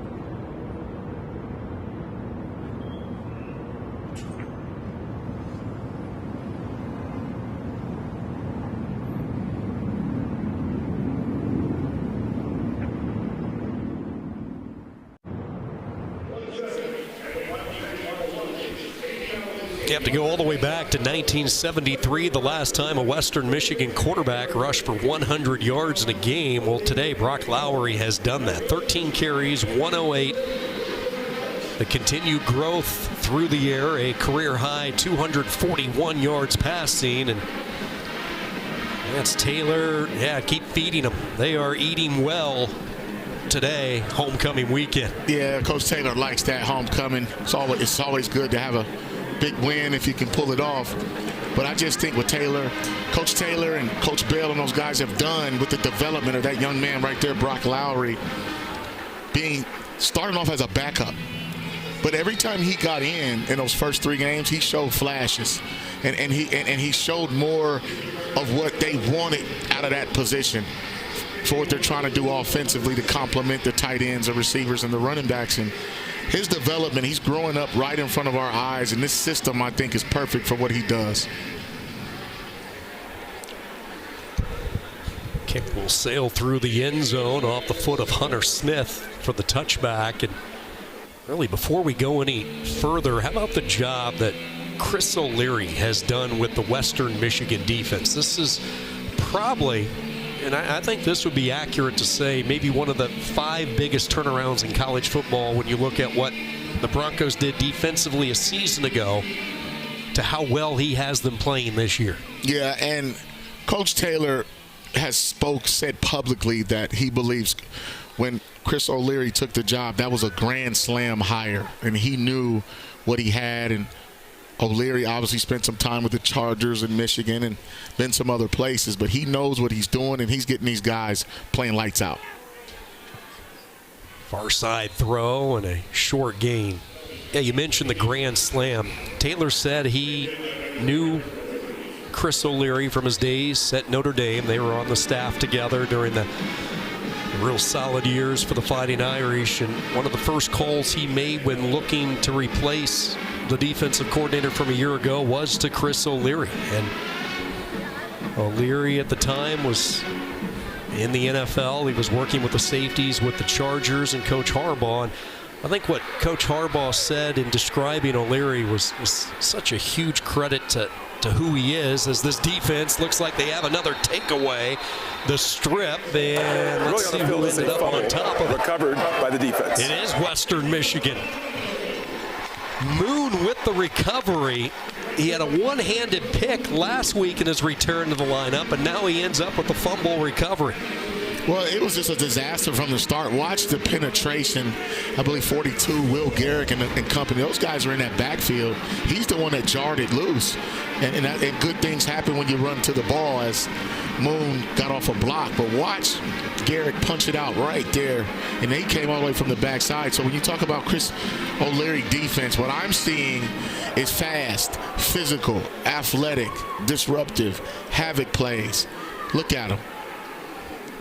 He is fast becoming a hot commodity. Yeah, he is.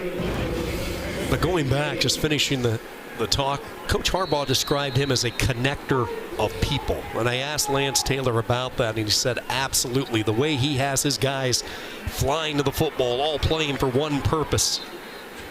Brady Jones getting some reps late. Scrambles his way to the 25.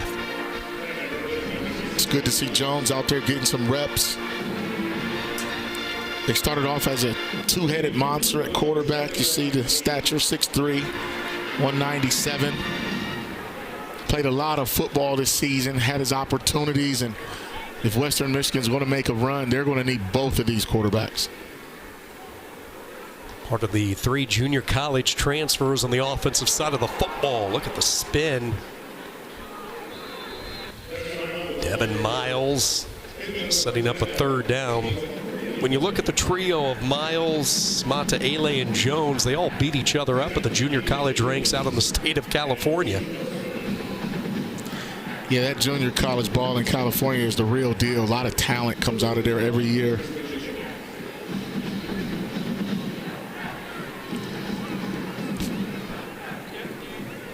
A lot of schools in this conference really do pluck from that California JUCO talent pool. They go empty set for Brady Jones on 3rd down. Design draw all the way by Jones. Nice cutback. Good vision, and he is able to torpedo his way to a 1st down. Darren Conley the tackle, but too late. 1st down run for Jones. See, one of the things that Walt Bell's done, especially with those 2 guys, we talk about Buckley, Mataele, is you got to feed everybody. It's like, I bet if I came to your house, Sean, everybody's going to eat. You know, if you come to my house, everybody's going to eat, and that's how Walt Bell treats this offense. You're going to eat a lot of mashed potatoes if you come to my house, but you will eat. Here's the option, the late pitch, going up into the air with the hurdle. Devin Miles, second time that he has had liftoff in Kalamazoo from the nearby airport. That's that third running back there, speed option. Nice job by the offensive line. It's just wide zone blocking up front. Look at that athletic hurdle. Seen that a lot. Timed it up, landed on his feet. Just a supreme athletic move. It looked like he might have been a hurdler in high school right there, buddy. Talked about these three players just beating each other up in the junior college ranks. Mata Ele, his team at junior college level, beat Miles in the California State Championship. Jones beat Mata Lele. Here is Jones, and he can't quite dodge the bullet coming in from Atawoyan. Second and goal, clock continuing to move inside 5 minutes. Western Michigan will improve to an impressive 3-0 in the MAC.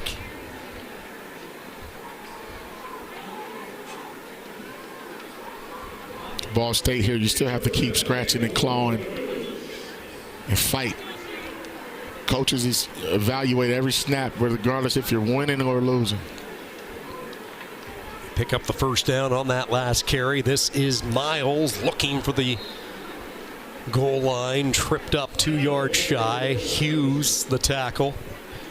Drew Hughes wearing number 47 as a tribute to one of his best friends, former UNLV linebacker Ryan Keeler, who tragically passed away with a rare heart condition while in Las Vegas. And Drew and Ryan were so tight, so it was a way to honor him and to keep his memory. He switched his jersey to 47. One of the leaders of the Ball State defense. Second down and goal. They will hand it off, and again he is denied.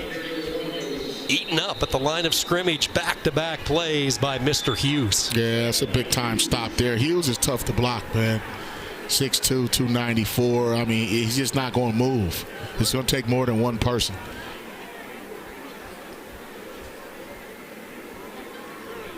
Say he made a big jump between last season and this one with his game and his development. And his ability to get off those blocks, the disengagement. Unsportsmanlike conduct, number 4 of the defense. That pulled me at force half the distance of the goal. Result, an automatic first down. Losing a little bit of discipline, Eric McLean. 3 minutes, 51 seconds. Not sure what happened there, Marcus. It happened way after the whistle, and McLean with some explaining to do along the Ball State sideline. Yeah, that's just, you know, you'll get an earful from the head coach when you start making those undisciplined, unforced errors. Rabowski, the H-back. The back of the end zone throw to the tight end Conley for the touchdown. Brady Jones gets into the act. Conley with his first touchdown catch as a Bronco. The Central Michigan turned Marshall, turned Western Michigan transfer, and everybody getting into the act today. 41-0. You talk about a statement loud and clear being said. Well, I tell you what, they made a statement with that play design, too, the way they high-lowed the corner and created a clean window to pass. But what a performance here by the Western Michigan football team.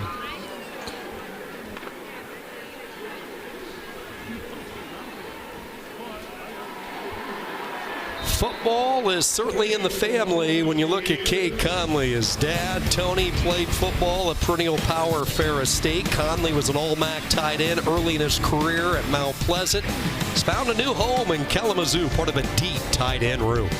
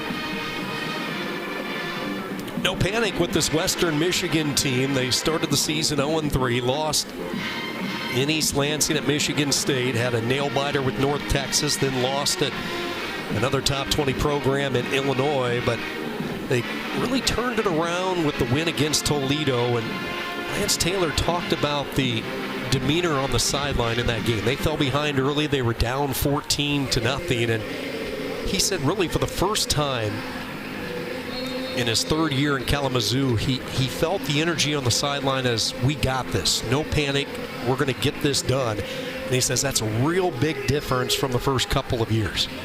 Yeah, and partly is because he's had a lot of turnover with the coaching staff and the culture he was trying to build. I think he feels like he has all the right pieces in place. He has the talent.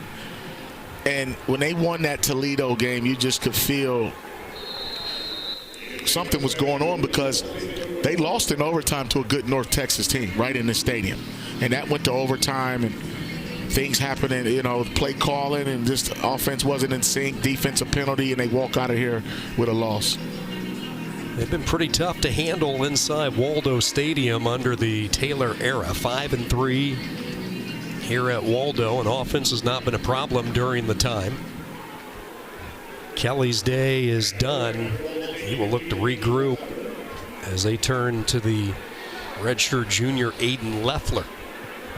Just the second snap of the year for Leffler. Kelly had to leave the game earlier this year, losing his helmet, so Leffler gets his shot. The redshirt junior from Roncalli in Indianapolis joined Ball State in 2022 following a stellar career at Roncalli.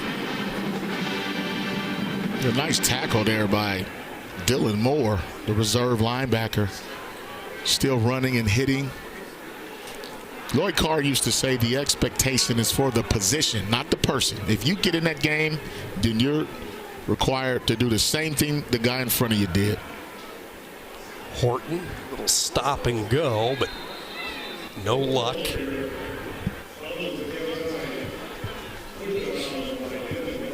Dylan Moore, another tackle. Was slowed down on the play by John Peters. I mean, this is an opportunity for Ball State to work some 4-minute offense. I mean, the game's obviously out of hand, but you can get some stuff on tape and try to leave here on a positive note.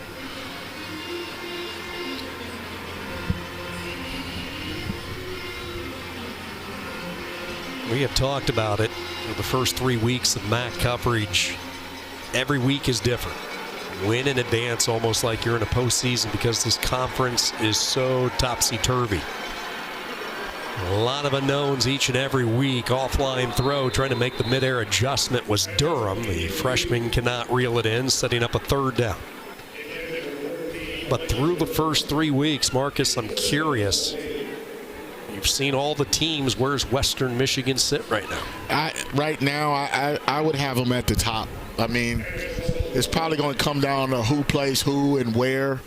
But at the same time, and the way they're playing football, and if you look at what Ball State did a week ago, knocking off the defending champs in a comeback fashion, they came in here riding high, 1-0 in the conference. But this team here in Kalamazoo, I think their non-conference schedule got them prepared to play the MAC schedule. Take a look at what just happened today. Eastern Michigan beats Northern Illinois. Bowling Green hands Toledo their second loss. I mean, it is going to be a wild month and a half, which it always is in this conference. It's going to be some tough sledding, and it's going to take some TNT, toughness and talent. And you know what? If your team is tough and talented, that gives you an opportunity to do two things, Sean. Win on the road and win close games. TNT. Number 93 is wearing number 55 for Western. Second part of that, win on the road. Western Michigan's going to have another opportunity to do that in a couple of weeks. They will get a bye next week, and then they're going to be back at it in Oxford. New quarterback in there, Mark Konecki, the redshirt junior, getting his first looks of the season. Timeout. And we will hit the 2-minute timeout. And one play, one dislocated finger for Konecki. So they're going to pop that in after the 2-minute timeout. Good luck to that young man. –